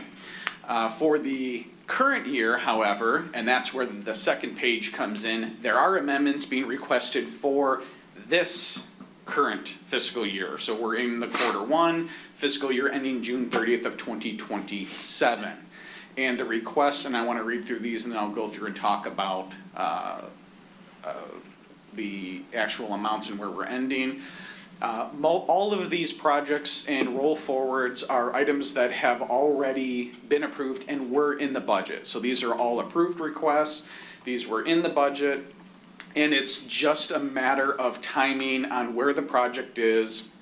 Some of them, they're partial completion, so we only got so much of it done by June 30th. We're really not finishing the work until this budget year, so we have some money that's been paid already in the prior fiscal year, but the balance for that project, we're requesting then to roll forward into this fiscal year.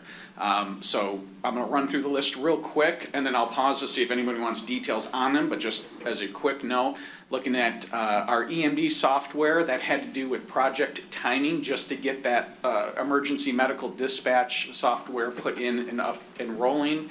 That's just an implementation delay. We have the park path project timing. Those funds, partial of that is related to the Ludlow playground getting completed, and those paths are being done towards the end of the project, which is happening in this fiscal year. The CCTV, so you'll see that appear a few times in a few different lines. That's because we have infiltration and whatever the other one is. INI, what is infiltration? Inflow, thank you. Inflow and infiltration, so we have it for sanitary, and we have it for stormwater. So they're in we end up with 3 different funds for that. The reason we want to roll forward those funds is Asset Committee and Council has heard about from Clinton Water Resource Commissioner's Office. We need to do some more investigations to figure out where we're getting some of this inflow and infiltration in. So those funds, that's part of a normal annual amount, so we want to roll forward every dollar that hasn't been spent yet on it, so that we can do that additional investigation to figure out where the leaks might be. So that will be well used, because when we can get that cleared up and patched or repaired, then that makes the rates for the entire city decrease. So we're looking at our street striping and crosswalks. Same thing on timing. That's usually done in the summertime. That does not normally happen before July 1st, so we're going to have that coming up soon. Tree trimming, both in the cemetery and in streets. So those funds are still remaining in balances that are not as of the 6/30 date. Just roll forward to get the rest of what they're already out and doing. Based on when there's storms, they get pushed behind, so we don't get all the work done immediately by the end of the fiscal year. We have the DDA projects. I did roll that one forward. That's for the road projects. We didn't have any in the DDA completed by the end of this fiscal year, so we're rolling that one forward because we still want that allocated for the road improvements. The valve turner, that is equipment out of the water fund.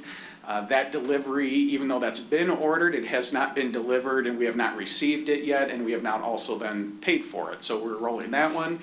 Let's see, City Hall improvements. So that's everything around City Hall. So when we look at things like outside here, anything that's been redone, looking at finishing the landscaping, and that's everything from essentially the tennis courts out, including the Veterans Memorial, essentially through to the butterfly garden and the pond. So if you drew a big circle, that's the road, the parking lot, the building itself. This complex is all in those funds, so we want to have that one rolled as well.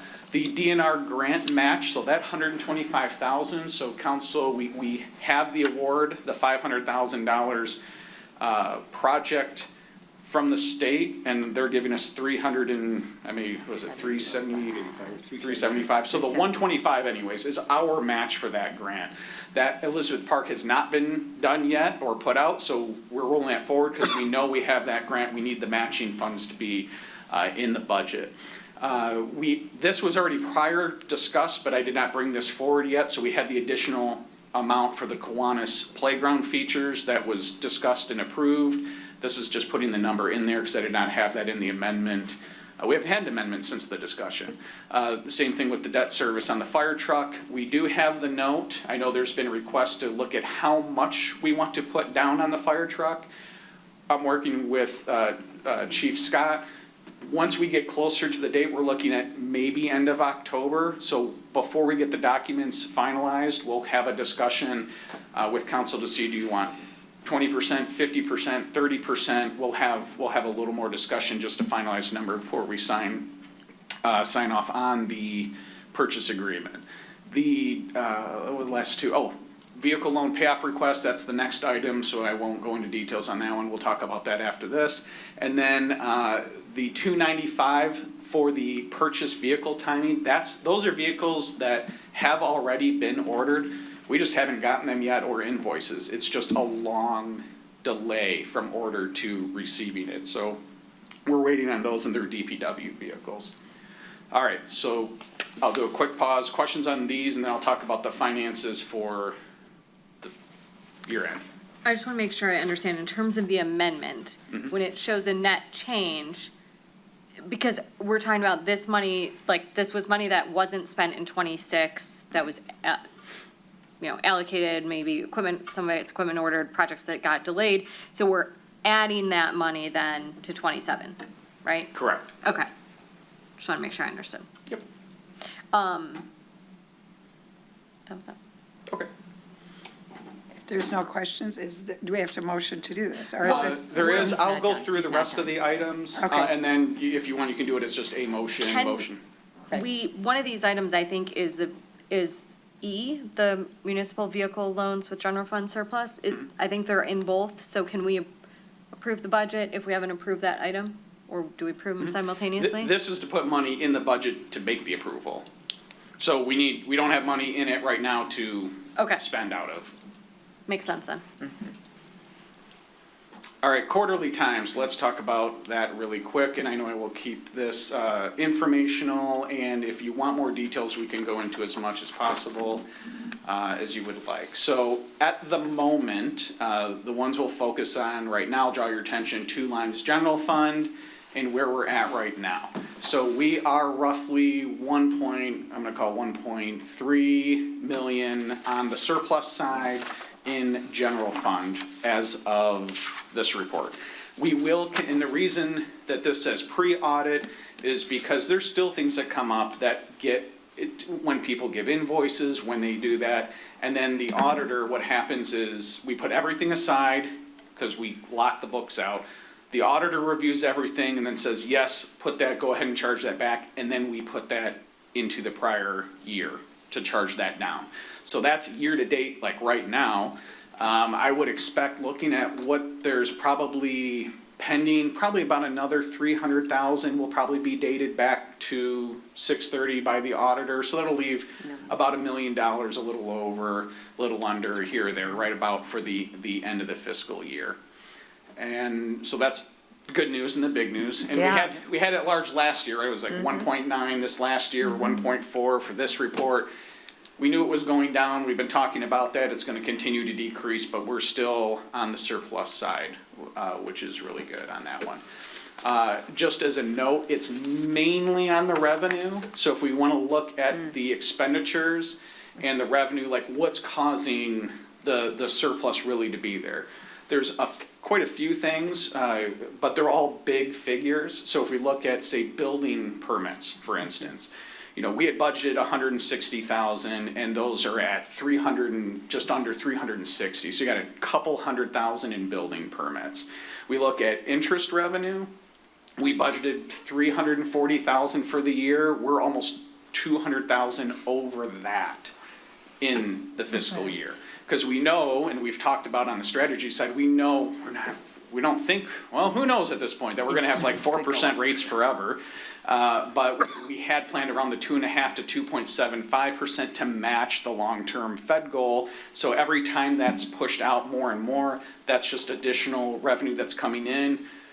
Realistically, it's revenue coming in, helping to offset everything else we're paying for that's inflated in pricing. So there's a little bit of an offset on the expense side, but it's mainly revenue at this point. The other large ones, we have from state reimbursement. So when we have the Local Community Stabilization Act, so we had figured out to get about like 380. That's like 550 already. So I mean, we're getting a lot more revenue back That part is all related to inflation on how the formula works, but we continue to get that. So when we look at it, over half of it is really from the revenue side that's coming in. Yeah. Do the numbers, the 25, 26 amended budget, do they have the adjustments taken out from the page prior, or no? They do not include, that is amended as of the last quarterly. Okay. So As it stands. they will not have anything on the prior requests, because we can't amend a prior year. Got it. So that is as it was amended. Okay, and then you were talking a lot about additional revenues, but our revenue number looks pretty accurate. Like, it doesn't look like we're that far, We've that been much of a adjusting surplus. during the year. Oh, because of year, Mhm. okay. Yeah, so when we look at like the original budget, so if we go back to January, February of last year, so we go back a year and a half when we have our best estimates on it, we were 18.6 on revenue and 18.5 on expenses. So we had a surplus this year of about $100,000. And then when we get now, fast forward, the revenue, the state share, all these things come in, and now we're like, hey, we've been making adjustments each quarter as we go, but now we're at the final and it's higher by a little bit yet, still. Like, you look at the amendment, we were at 19.6 and we're at, 19.7. It's like, oh, well, it's not off that much. Well, yeah, we've had amendments, for the prior year with like stabilization and all that. So, I mean, I could use this as original budget, it'd be a much more drastic change. But we try to keep the quarterly, like all the amendments, we try to keep everything as accurate and up to date every time we present so that we have the most accurate figures for where we're heading as the year goes on. Investments, talked a bit about that. Here's just the location of the funds. We're still mainly, and I will say one thing, I know we had talked before about council had approved the SAGE investments. That continues to perform wonderfully on the city side. So, we're at like 80,000, we thought maybe for the budget, and we're at like 220 from SAGE. So, I mean, they're performing very, very well. The thing that's nice with them is as rates were coming down a bit, they're structured at like 12 to 18 to 2 years out. So they're still maintaining longer duration on the investments, which is yielding even more interest as we wait for those to turn over and start falling down. But even at this point, not falling down that much. Anything I want to note on here? No. Talked about all those. No.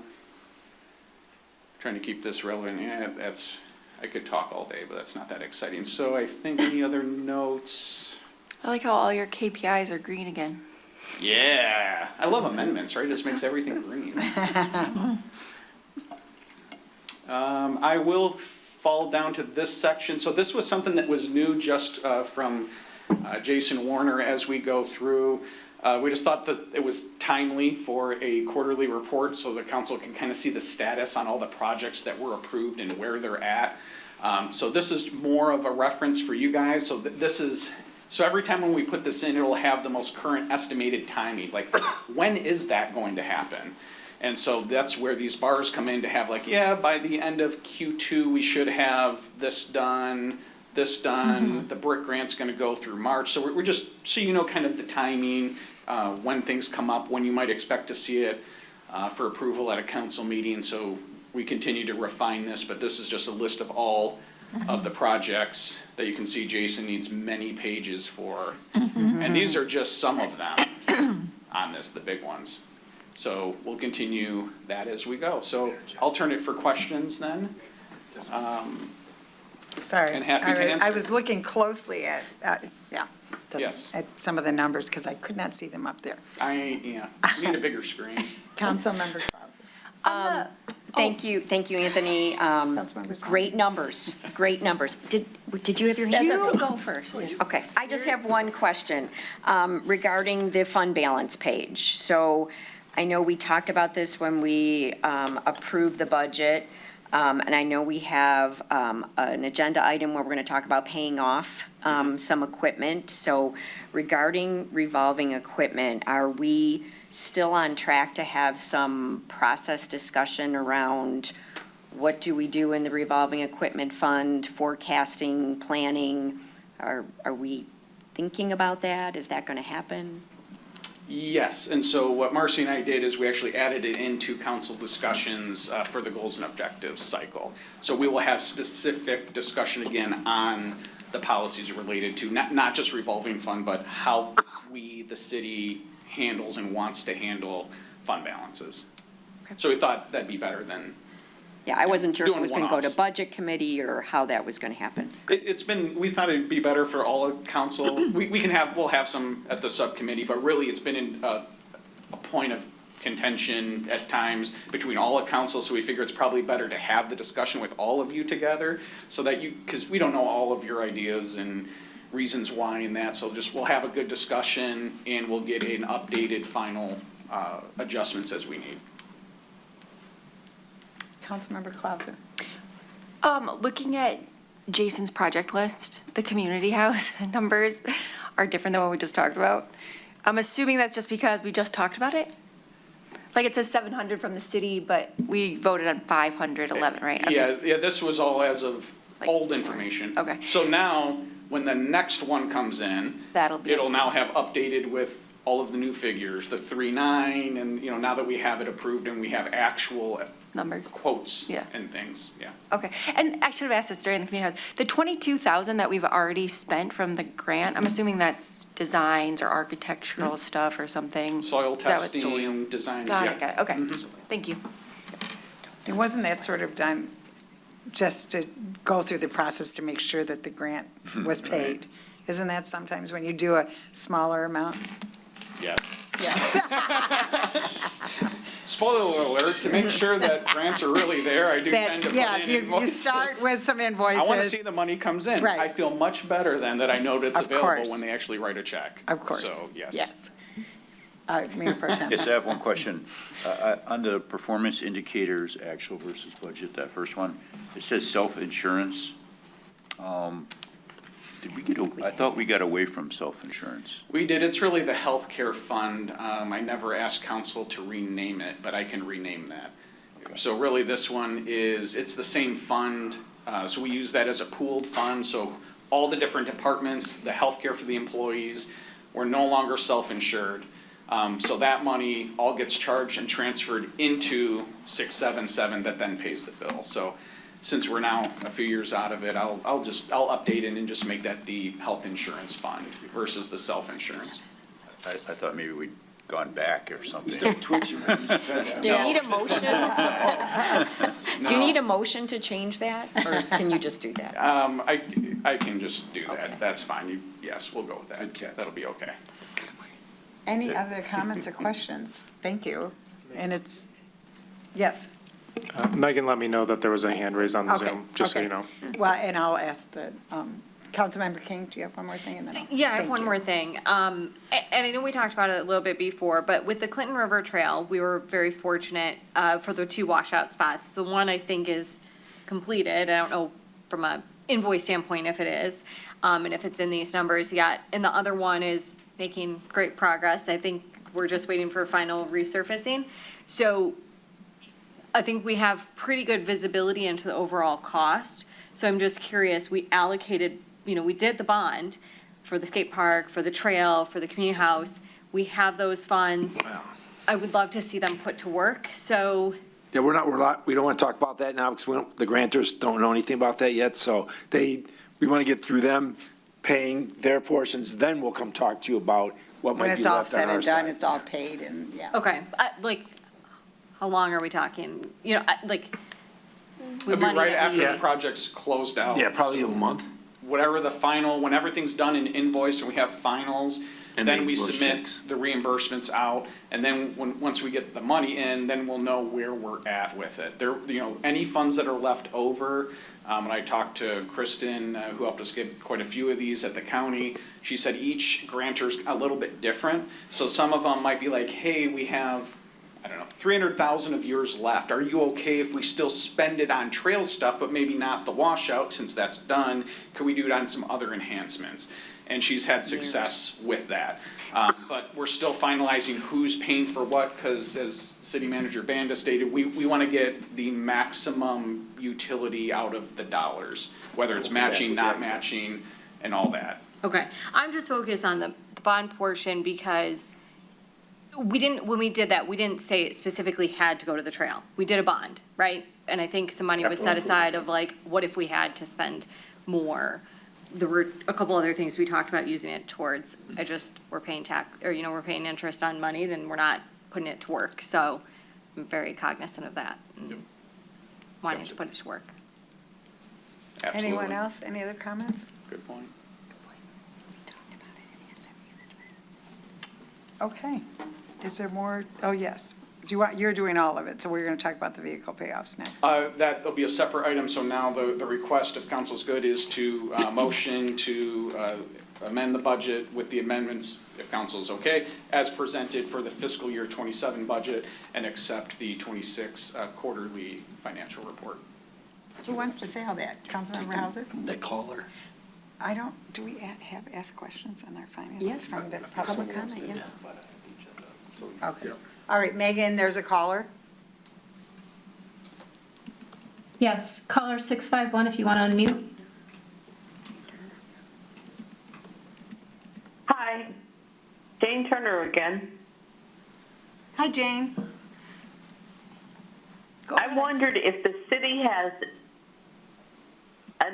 a way to condemn dead trees to have them taken down, or some sort of thing like that.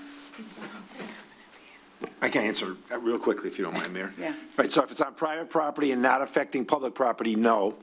If it affects public property in any way possible from a blowover, yes. So I can't make people take down dead trees on their property. There's been court cases about that. Okay, well, that takes two of the three out of the question, but there's a almost dead tree over in the water tower. I'd say it's 90% dead. Yeah, I'll take a look at Are we gonna wait till it. it falls down and does damage? No, I'll take a look at it. And that's first I heard of it, not a problem. We can look at it tomorrow. Jason, I'll go out there.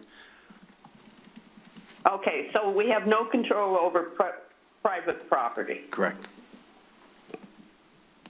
Okay, thank you. Thank you. Have a good night. You too. Thank you. Bye. Bye. Okay, so we need. So I'll make a Councilmember motion to make the budget amendments as presented and to approve the fiscal year end budget, what Anthony said. Brian, Motion do you by have it? Salvia, support I'll support. by Councilmember Trent. Any other discussions? Okay, roll call. Jones, Yes. Vixen, Yes. Clauser, Yes. Hauser, Yes. King, Yes. Salvia, Yes. Trent. Yes. Okay. One down. All right. Well, I'm here, I'll move on. So, we had discussion at the December council meeting about utilizing, at that point, 25's surplus to pay off some of the vehicle loans. We kind of pushed the uses of that to goals and objectives, and then during goals and objectives, we had the discussion of, let's put that into the budget to pay that off. So when the budget was approved in May, I sent the request to Chief Financial and said, hey, give me a July payoff so I can get this onto a council agenda for discussion on paying them off. So you have in this table, this is essentially the summary of it with each loan. So we have, these are the rates currently on the three loans, maturity dates, principal balance, the additional interest that'll be due as part of the payoff payment, and then the total amount.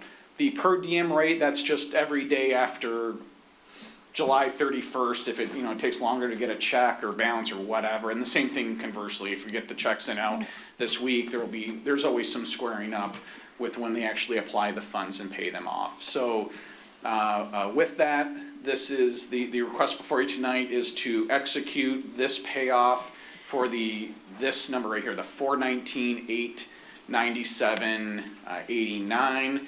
I'm happy to, and here's the motion, I'll just put it up here, that's the wording we're looking for on that one. But I know we talked about it, so I didn't go into a full discussion, because this was all coming, so. I think I'm so pleased to see that we're using some of those extra funds to pay off loans, so I'm beyond supportive of this measure. Councilmember Salvia. Yeah, I just have a question. I noticed in the memo that you talked about that there were some other vehicles that were considered, but I was curious as to why the Alpha ambulance that has an interest rate of 6.27 was not selected to pay off, because that's higher than 5.7 or one of the other ones, the 5.7. Yeah, these are all of the loans. So I pulled it off of the sheet that they gave us.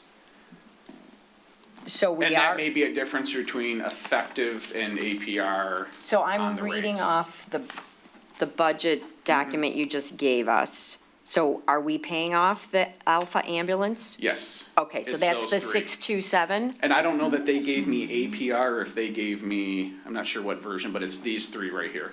So those are the three? Yeah, the 569, 627, and 675. Okay. So if that differs, that most likely is just APR versus. Oh, okay. And so then, yeah, go to your, spreadsheet. yeah, here. Yeah, 627, 569, and 675, yeah. Great, I get it now. Thank you. Okay, yep. Okay. Do we have a motion? No, Okay. I have a question. Okay. Councilmember Trent.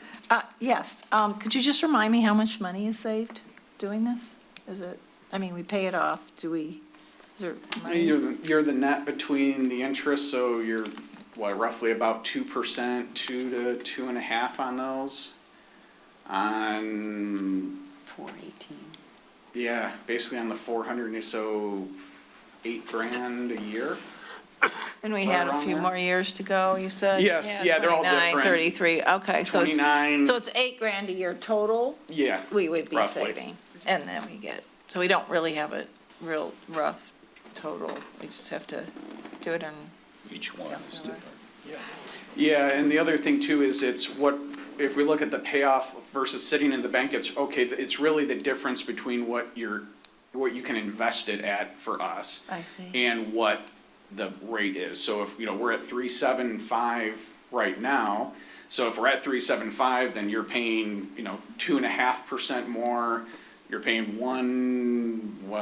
the difference is I between the get two. you. Yeah, I see that. And that's really the savings is just Then, the spread. so it could be maybe a few thousand per year per. Yeah, if rates skyrocket, well, the inverse would happen, right? Yeah. Oh, it's a bargain at 6.27. I hope I never have to say that. I hope not, I support it, I just wondering what I work with numbers a lot in my business.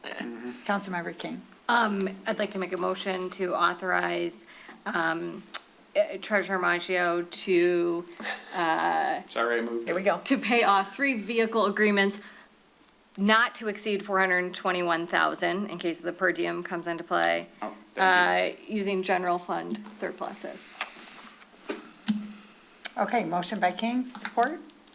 Support. Support by Hauser. Oops, sorry. Roll call, please. Jones, Yes. Vixen, Yes. Clauser, Yes. Hauser, Yes. King, Yes. Salvia, Yes. Trent. Yes. All right, motion passes. So now, will you do? Yep. Do you just stay up here? Do you sit in front of us down here? I can go home if you want. You need to sit down at that table. What good timing to be the treasurer when you Yeah, thought you just I saved was gonna $3 million. You over planned the last this. couple You of planned years. this. Not that we thought about that, but, no, council, so per our. I guess I should say Yeah, what I'm we're sorry, doing go right ahead. now. Yes, No, sorry. that's okay. So the next item on the agenda is our annual evaluation of finance director, treasurer, and there he is. So anybody watching, so there's 3 positions in the city that city council has control over: annual evaluations, hiring, firing, city manager, treasurer, and the clerk. So we did Brian's last time, his evaluation. I'm on a different time frame than these guys, so Anthony's was recently. So our normal process is because in the past, council said you work with him day to day. Would you give us your evaluation on your relationship with that position? The same with Brian's. And then we asked each employee in the city to self-evaluate. Then I sat down in a room with Anthony. It was like an hour and a half. It was a very nice discussion, actually. We talked about a lot, the future and where we've been and goals and objectives for him personally. And mostly it was me thanking him for just an outstanding job being an ambassador of the city. We talked a lot about what Anthony does as the treasurer and as the finance director, the bond that he made and the continuum of him and Marcy together. We have a nickname for him, but I'm not going to say it. But it's one of those, put the two names together. But he and his department, everything he's done in his department. So when you look at my comments, it talks about that. The fact that he's fiscally extremely conservative. He makes all of us, Marcy's probably even worse, but that's good. That's a good thing. So trying to get a dime out of a rock's pretty tough sometimes. But the fact that they communicate well, they meet with each department monthly, basically, especially with me. We go over every single month. So we don't want any surprises. And I appreciate that. It's not always been like that, quite frankly. And to know that you're not going to get a giant surprise out of one of your department heads is very soothing in my position. So literally every other day, walking out at 5 o'clock, 6 o'clock, whatever, Anthony comes down, we just sit down and just talk about what the world pressure is doing to our little city, how we're doing. We challenge the department heads at every staff meeting. We sit down and we'll talk about what we did and what we feel good about. And then the brain trust in that room gets tested by finance. It's like, hey, we might have some ideas, but finance, you make sure that we're not talking crazy. They brought me Jason Warner. That's the best add-on since I've been here. They thought that the more that we are organized and getting ahead of projects and managing projects, we can answer all these questions that you have, and then certainly the public. So when Anthony, he's taught this, our group, and you all know this about AI. So AI, it wasn't that long ago, people are still making fun of it and not understanding it. He is obviously the guru around the state. So I went up, I told you the story before, a couple of years ago when Anthony started the process going through the state cycle of being the treasurer of the state, basically, the head of that association. And he's worked his way through that. With that, he shared his knowledge of how AI works in government for free. He can do that on the side. He's got his own companies, but he never on our time, always representing Rochester. And I can't tell you how many times I get a phone call from other cities saying, you get that guy every day for free. Well, not for free, but for the, yes. So, He's not going to get a salary. so he's working for free now. I'm sorry, Anthony, I meant to tell you that. No, but the fact that we get to pick his brain, and Jeremy, I'm going to use you as an example. Jeremy's become much more proficient at it, using the tool. Everybody, every single step, Joellen, we'll raise our hand, me, if we're using that tool to make us more efficient, more credible. It opens the doors for so many things. He's had 2 or 3 trainings with just our staff. Lock the door, go in there and ask anything you want to help us do that. And then he does that in his spare time with other communities representing Rochester, and they know that when he's in the room and speaking at a conference, he represents Rochester, Michigan. So his performance to me is stellar. He's always there for us. He makes sure we're on track. He doesn't like surprises. I don't like surprises, and he keeps us on track. So, you know, again, I recommend the 3%, I wish it could be 10%, I wish it could be 20%. We can't pay him enough to do what he's doing. As we look down the line, the state is wonky. You don't know what's going to happen. That position in the city right now in the next 5 years is the most important thing you can have. It's somebody that gets it, not just here, but at the state level and the federal level, what's coming down to us. So he's always way ahead of the game and done a great job. Obviously, picking the right investment firms that we're working with the committees, with the Budget and Finance Committee asset. He's always there, and him and Marcia together, knowing that we want you all to know exactly what's going on behind the curtain. And that is the best compliment I could give him.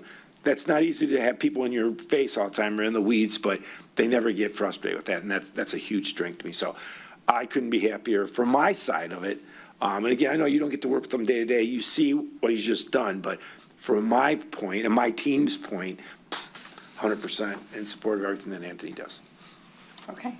Now it's time for council for questions or comments. Okay. I guess we move on. Now, I will say that I've thoroughly enjoyed working with you.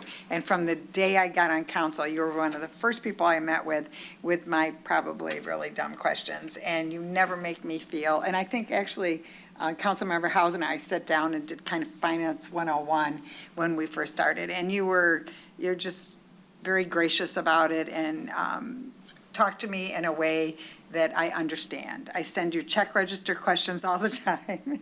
And what is this $23,000 for? And you always answer me that it's not taking too much time for you to do it, and you support me, and I enjoy it. And I passed him in the park today when I was walking with my son, and he stopped for a minute, and I said, he's got such a great laugh.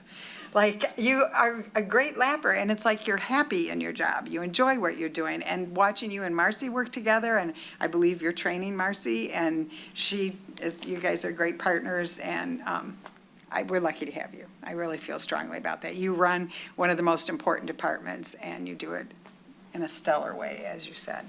So thank you for all of that. Okay, now we've got some. So Councilmember King. I think if you look at the state of our city and the finance state of our city, it speaks volumes to the work that you've done. You keep us on track. You help all of us to understand the numbers. I think you make it very transparent for the community. So I want to thank you for that. I've enjoyed working with you. I think you treat everybody with respect. It's great to be around you. So good asset to the city. So thank you for all that you do for us. Councilmember Clauser. I second what my colleague said. I think I really appreciate your tremendous understanding of our city finances. It's clear you know what you're talking about, and really your willingness to think creatively, particularly when it comes to exploring AI. I think it sounds like not only are you looking at that for budgeting and finance, but also helping with the broader city adoption of AI, and I really appreciate that. I would say my one piece of feedback would be to continue bringing city council along as those ideas develop, because I think we all have a lot to learn, and this is all really new, and helping understand those opportunities and how you're using them to help us make better decisions too would be really helpful, because it sounds like you really know what you're talking about, and I feel like we're the last ones to get your free advice, as Nick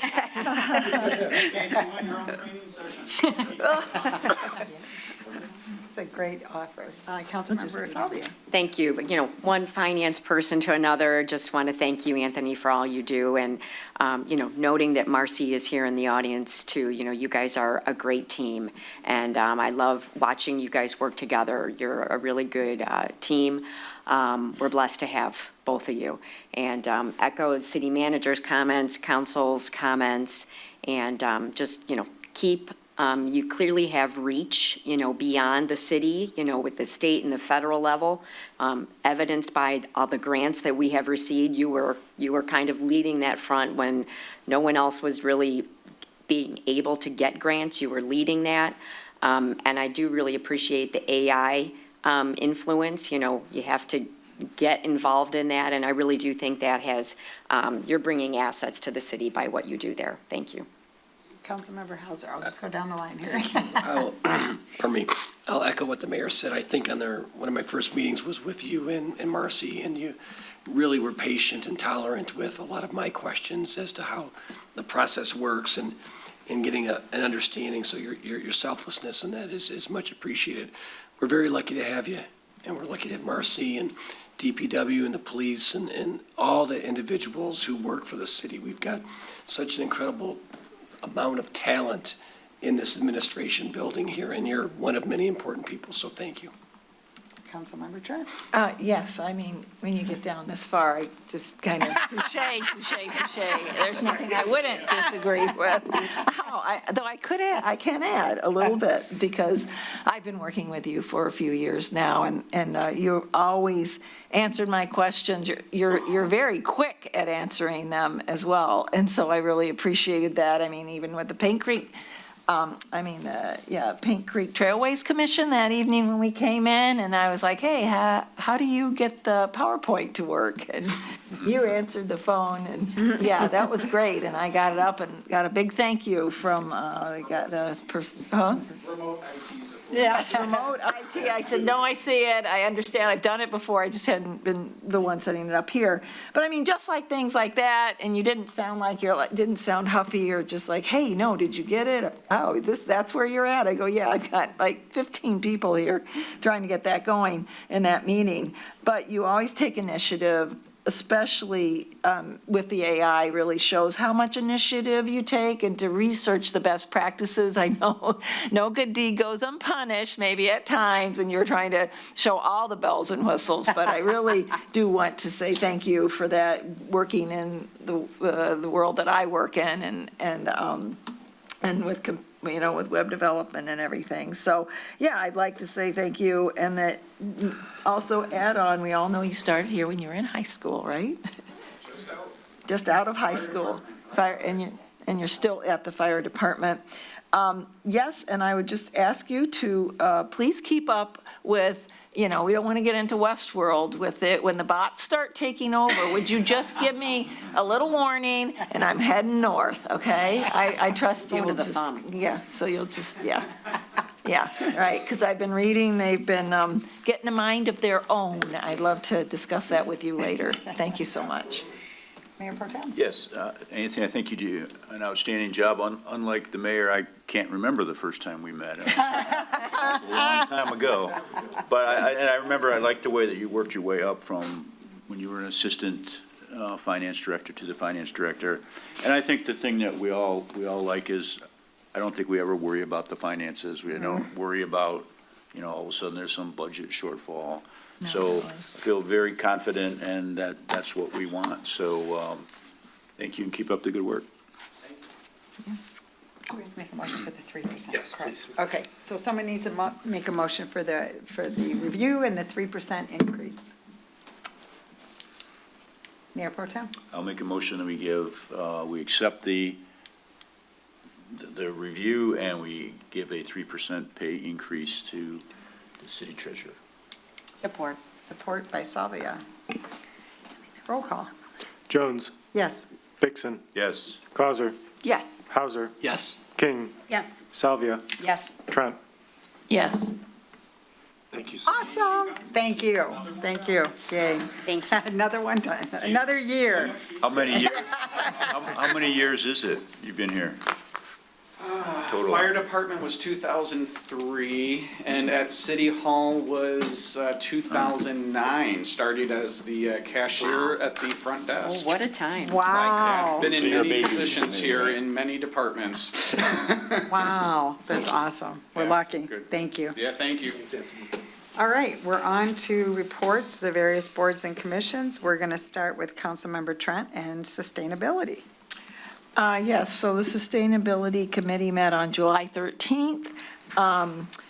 We continue to work on.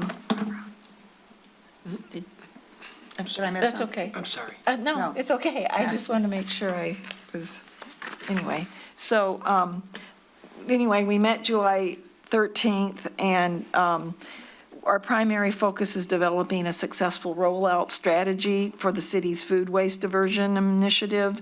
Members discussed the importance of providing clear educational materials to residents to understand what materials are accepted and how the program differs from your traditional backyard composting, because you can take more. We welcomed a new committee member. We have 2 residents now who are very proactive. They were ready to roll, so they took the action items with them, and they've already started working on them. We have Jane Dick and Anna Rezig, both Rochester community members. And so they are researching the best practices from communities with established programs, including Ferndale and Royal Oak, to identify the successful communication strategies for collection methods and common resident questions. So the committee began planning a comprehensive public education campaign, which will include program signage, informational flyers, website content, which would include frequently ask questions as well. The program timeline is the committee's goal is to complete the research and communications plan over the next week, several weeks, and then at our next sustainable committee meeting on August 10th, we'll have a tentative target of September 19th to roll out the program, and we'll be at the farmer's market, which has been approved, with our little tent and information for Rochester residents only. But in addition to the food waste diversion, the committee discussed future recycling education initiatives, including the recycling myth busters, what belongs in a recycling versus trash, repurposing and donation resources, and landfill diversion opportunities. So the committee also plans to coordinate a tour at Priority Waste as soon as we can. So thanks. Thank you. Yeah, I would just add a comment. The two citizen people are rock star, fired up, ready to roll. Oh, that's great. So that's good. Yeah. Mm-hmm. And we had work for them to do, and I was glad to have Nice that to as well. have energy around new members of a committee. A report from Councilmember King.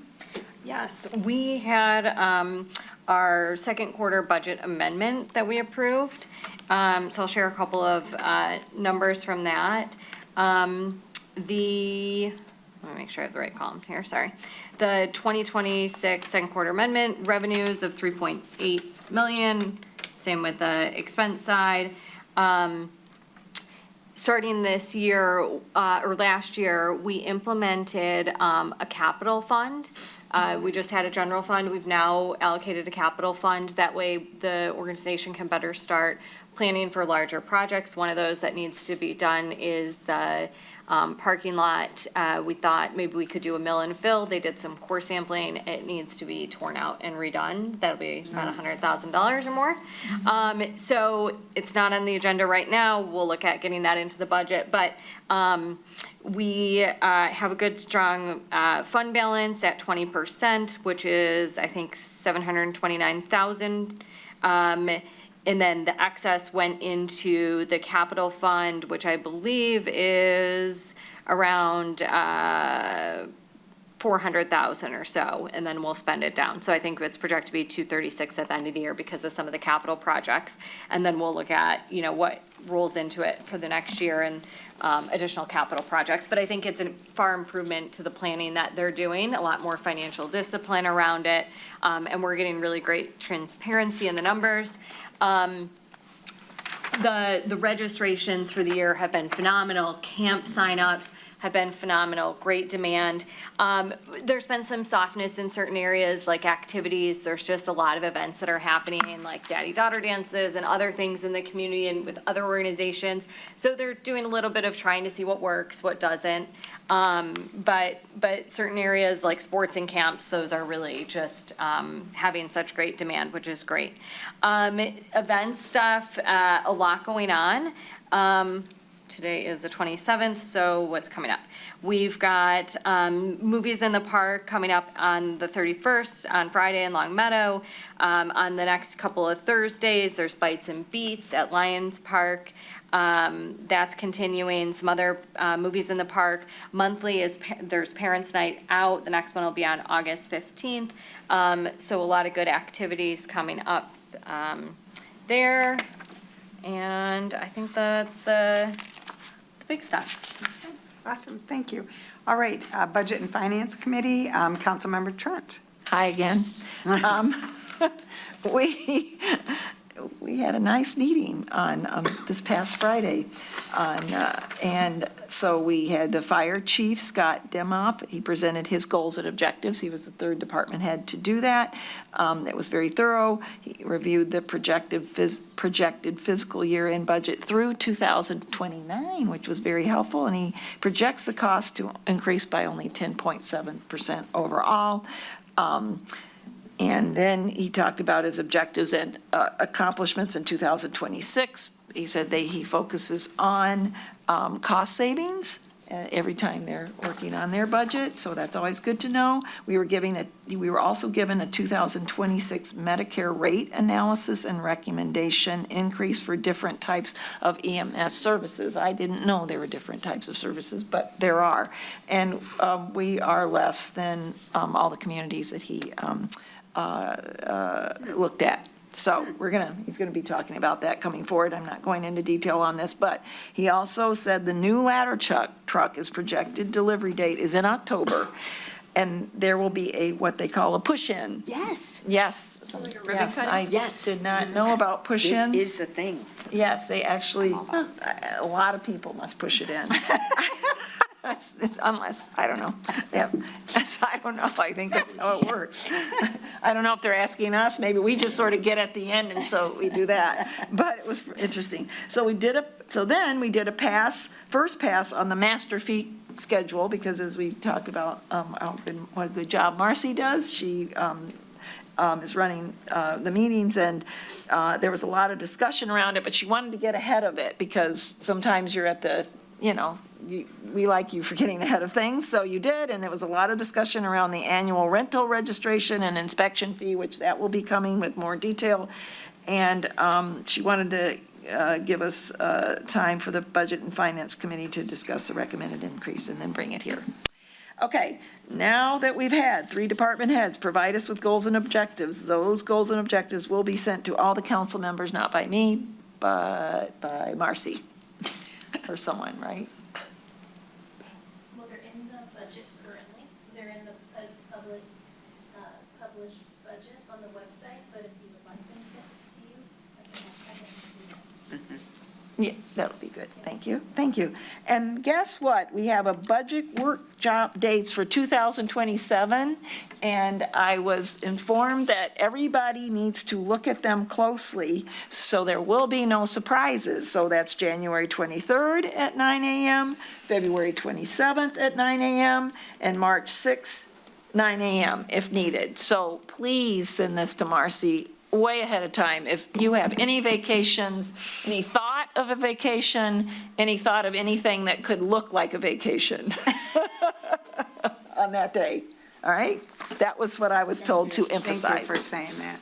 And we appreciate that. And I mean that in a kind way, because I have been, I was one of those people, so. Thank you, ma'am. Next is Parking Advisory Committee, Mayor Pro Tem. Yeah, so we talked about the Lot 5, which is the Masonic Temple lot, I think. That we were gonna put some of the pay stations there, but we ended up not putting them there for various reasons. Contractor wouldn't give them to us. They wouldn't give them to us and some things, so now it's staying the same. But the big thing is moving forward is the pay stations, we're looking at different versions. The chief and this person went to a convention and got a lot of new ideas, and I think we're trying to get something that's, gets rid of the meters, is efficient and stuff, but not so high-tech that it freaks people out, and, you don't have to have a app for it and some stuff, so we don't want, like, all the low-tech people not to come downtown. So they're working on that. The gate lighting is an issue, is they want to put the gates where the parking garages, they want to put like a better light so people can see stuff, and then also so they don't ram into it. Ram into them, So yeah. people are ramming into it all the time, I guess, and then people are also trying to sneak through while it's up, and so it's getting destroyed a lot and stuff, so it's, we're just, whatever stuff you think wouldn't happen is happening, I guess, all the time. So there's issues, and then the other thing is, we're looking at it, is the top of the east deck. We're thinking of just making that a regular parking lot and not have to go through the gate, because there's a lot of issues on the gate. It's not used very much, so that's something they're looking at. So we're really looking at making the system high-tech, efficient, but not so high-tech that people can't use it. So that's where we are now, but they're doing research with different companies and different pay stations, and, you know, there's pros and cons to a lot of different ones. So that's it. Thank you. Okay, Asset Committee, Councilmember Hauser. Actually, Councilwoman. Councilmember Salvia. Thank you. Yeah, due to the voice constraints. For everyone's benefit. Yes.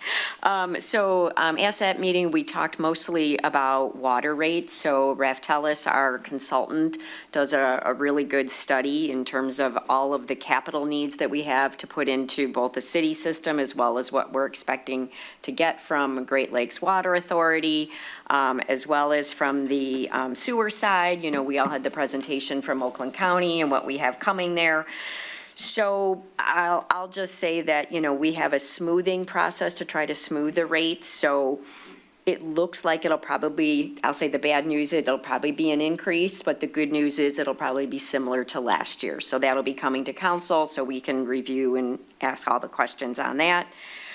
We talked about the state of the projects, like the main, you know, the summer roadwork projects here in Rochester. So I believe I have this timing correct. So Letica will be towards the end of August.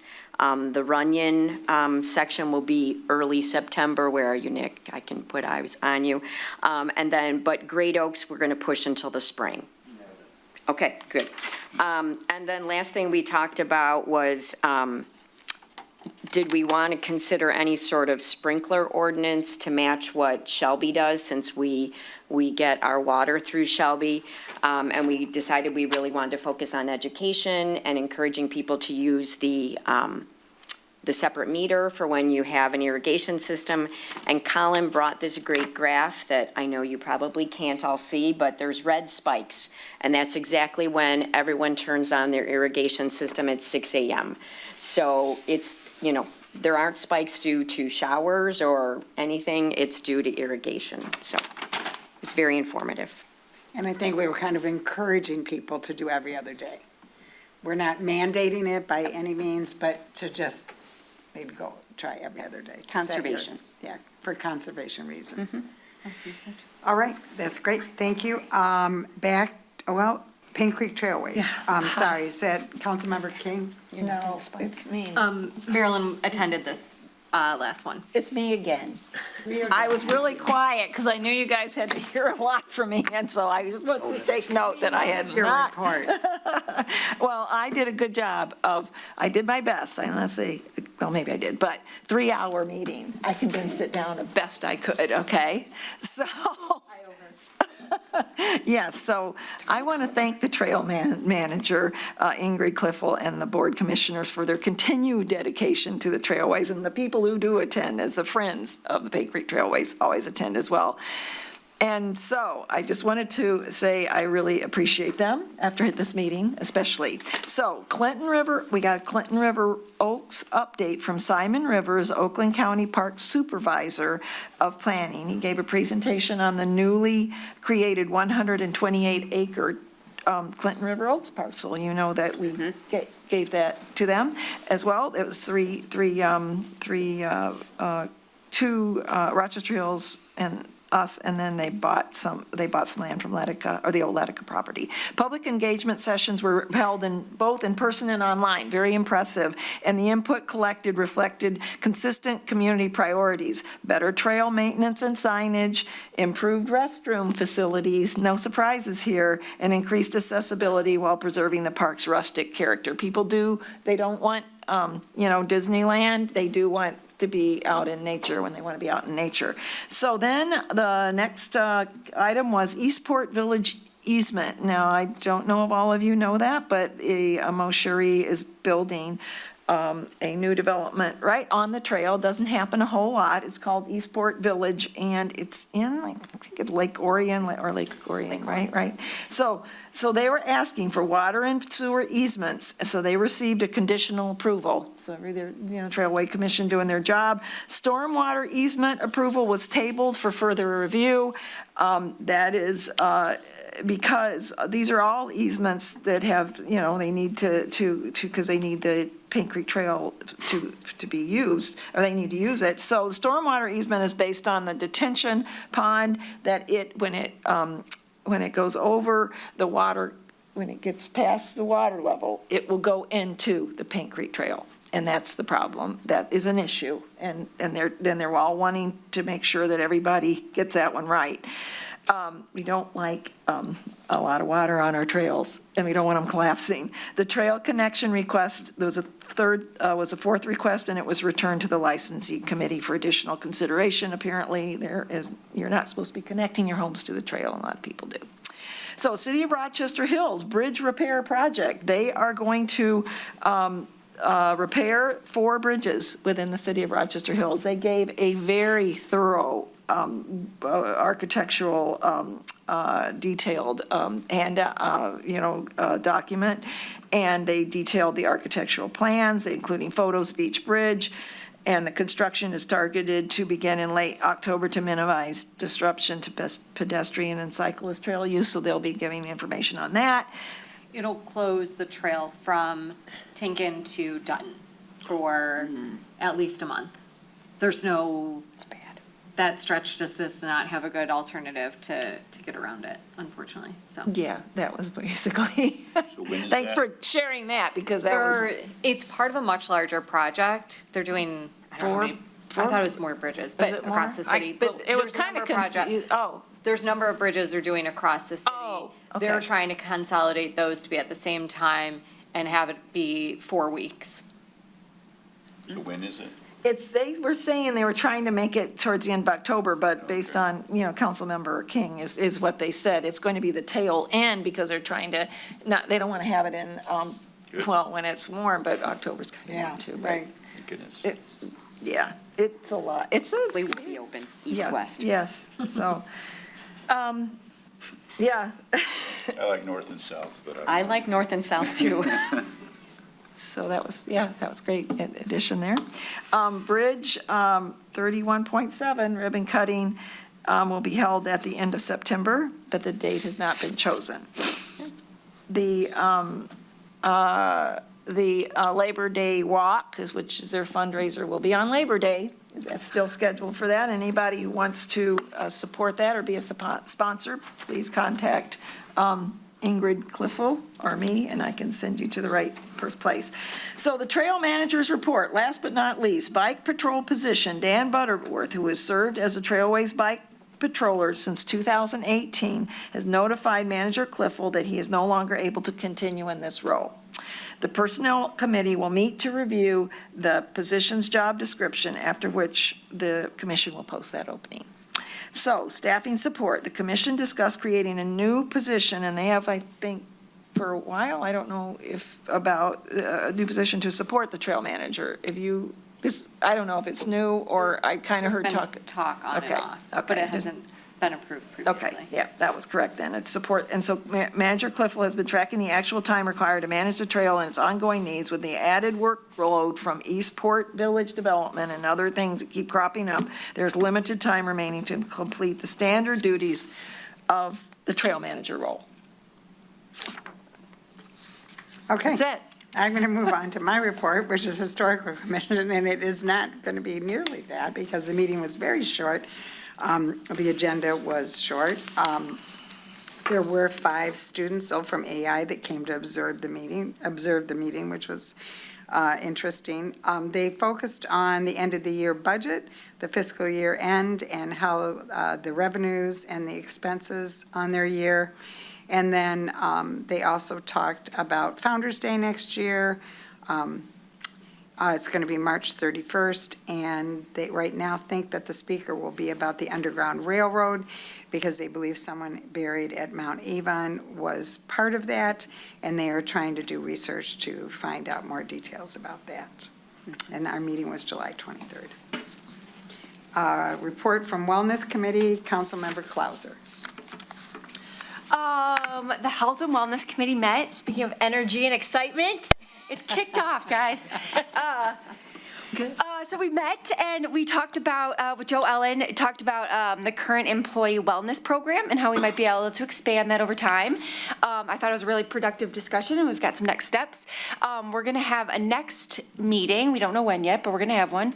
And we are going to focus on really defining the committee's ongoing scope and establishing some goals and priorities and identifying really potential recommendations for what would be successful or what we could accomplish this year versus next year and so on.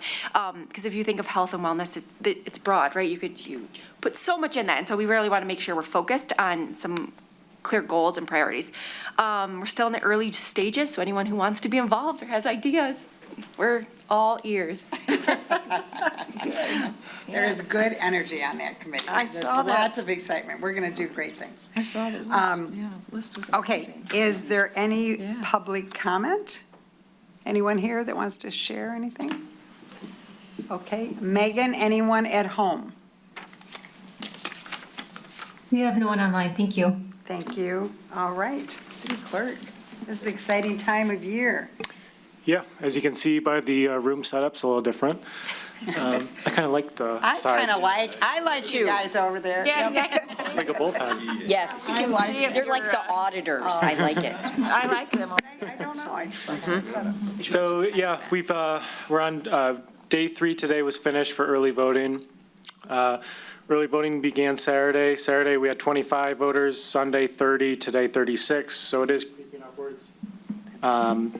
And I'm probably expecting about 400 or so by the end of this. We'll see.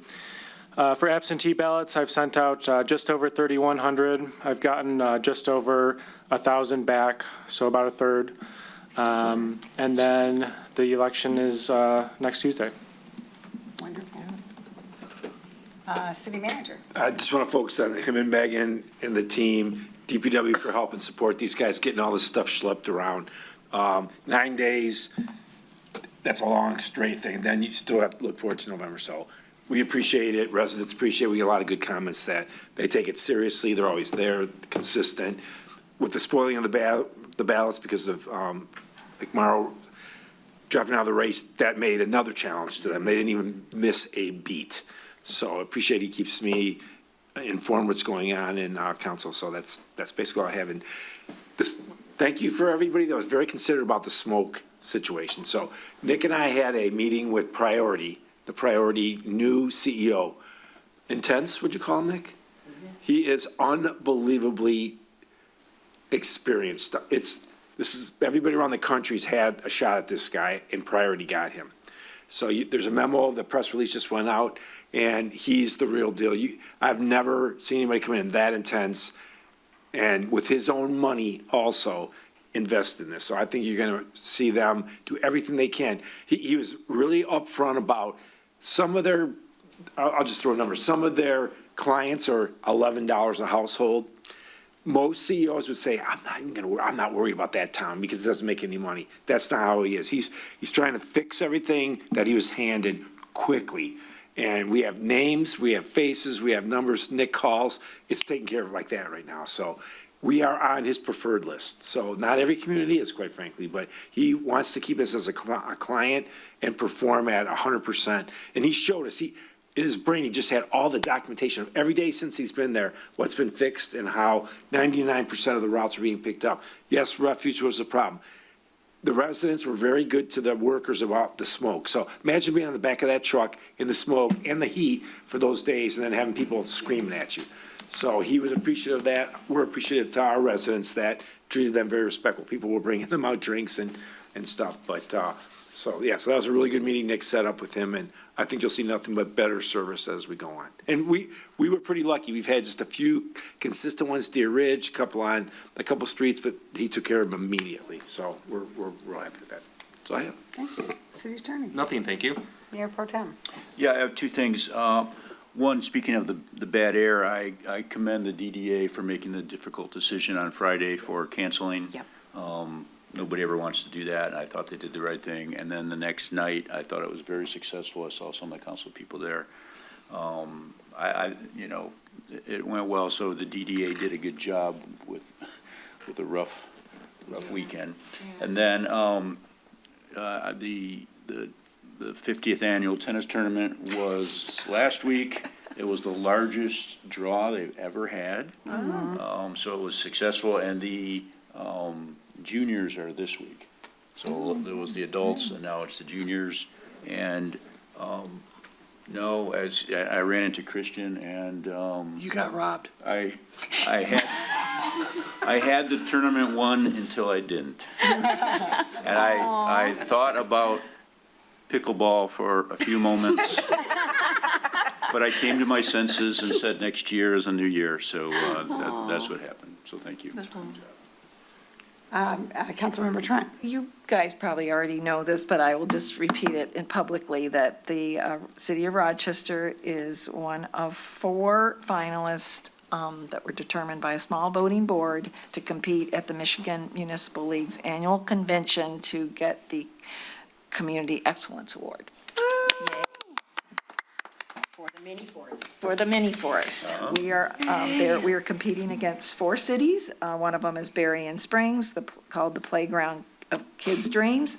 One of them is called Buchanan, a downtown for the 21st century. The other one is us, called they labeled us Rochester Plants a Revolution, and then Sterling Heights regrows a beloved third space.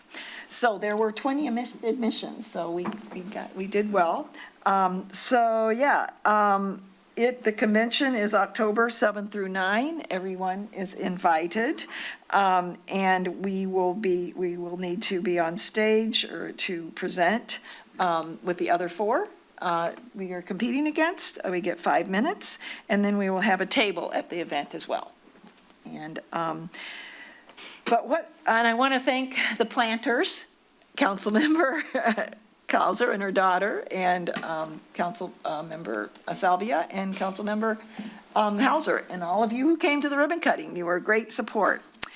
But here's what surprised me about this project. It became something bigger than a mini forest when over 36 volunteers showed up that cold morning with scouts and students and retirees and city officials and neighbors who had never met. Something happened I did not anticipate. People didn't just plant trees. They connected with each other and with this land, and that's what we planted. It wasn't just a Miyawaki forest. We planted a community that remembered what this land wanted to be. So, we're gonna do it, and we're gonna win, and if we don't, my hope is that what my goal was. Rip that forest out. Yeah. What? I said we're gonna rip that forest out if we don't win. Yeah, that's right. My hope is that they will all plant one too. That was always my goal. So thank you. The forest looks very good. Thank you. Councilmember Hauser? I'm going to skip this one out. I'll catch up next week. Okay, that's fine. Councilmember Salvia? I just wanted to say, I've been holding my breath for 10 years, I think, about the community house. So we haven't even ever really discussed a ribbon cutting, a groundbreaking, or whatever, so we should probably think about that. We did a ceremonial groundbreaking when Mary Lee was still alive, so I think we probably want to do some sort of press release or groundbreaking, so we got to think about that. And we also didn't say, they expect it to be a 10-month construction process. So the sooner we can get started, the sooner we can get done. We all know how we feel about construction projects, 10 months. 10 Thank you. months. Well, I think they're going to start tomorrow, right? Tomorrow. Well, the long lead item is to kick off that sprinkler system because they have to design build it. So they got to kick them off right away. Okay. But they're going to work through the winter then? Yes. Okay. Yep. All right, sounds good. Councilmember King? Exciting. I just had one question. I think it was the Sustainability Committee, the first item of progress that you guys were working on was the compost. Is that up and running? Sorry, I may It's not at the have next, been- our next that's- meeting. Oh, is it? Okay, We have yeah. not approved the company yet, got it. so. Okay. I'm gonna- Correct, Councilmember Trent? I'm presenting the contract and the company next on August 10th, because we do need to get moving on this, because we want to roll this out September 19th. To be honest, she was patient. We've just had too much at the last couple agendas, so. That's fine. I just was Yeah. walking by there and it's been on my mind, so I wanted to. Well, thank you, ask yeah, about so, it, yeah, you guys all need to sign Be at up. the next meeting, yeah. Great. Councilmember Clauser? I just want to thank everyone for another great Rochester weekend. We had the dancing on the street, but we had sidewalk sales, we had music in the park, there was I think it's Thursday night music series in the restaurants. So again, it's just thanks to the DDA, city staff, volunteers, the businesses, those are the things that make us special, so thanks. I just have a couple quick things here. Same thing, dancing in the streets, I was there, and I was just wowed by how many people came out because it was still a little bit smoky. But they danced, and it was great. Also, while I was down there, I popped into a couple new businesses, so I highly encourage residents. We've got new businesses on Main Street. Go into the businesses, shop downtown. There's a lot of good stuff going on. And also walk by the community garden when you go see the mini forest. It is thriving. It is amazing. It seems like it happens so fast. So take that walk, that beautiful path, and then stop by and see all the skateboarders that are in the skate park. It is Friday night, it was packed. So that's super exciting. Also, on the third Thursday of every month, there is a Meet the Mayor situation at OPC. So if you want to come and join that, there's always the same 7 people that come. And so it would be really lovely if some other people wanted to join. And then the final thing is, oh, I did want to say one more thing about the tennis tournament. So it was the 50-year anniversary, and I don't know, for Rara running that tennis tournament, which was a big deal. And then Jerry has been the coach of Rochester High School for 52 years. Oh my gosh. And he got a plaque that night. Rara gave him a plaque. They had me run down and do a little plaque presentation. And he's run that for 50 years. Wow. So that is an amazing history for him. I was thinking maybe we should have him at a council meeting. Yes. I mean, that's a long Yes. time at Rochester High School, being the tennis coach for 52 years. Actually, Frank Rewald was in his first team, I think. Somebody was telling me that story. Vern Pixley. Vern Pixley and. Sawinskis. And one of the Oh my Sawinskis. gosh. Yeah, so they're major roots. And then the final thing is please vote. A lot of people ignore the primary. This primary is really important. There's a lot of choices there that are really important, so please take time to vote. We couldn't offer more opportunity with now the voting that happens ahead of time, and it was on Sunday, and so no excuses on not voting, so please go vote, and that's it. We already did that, we did that, we're adjourned. At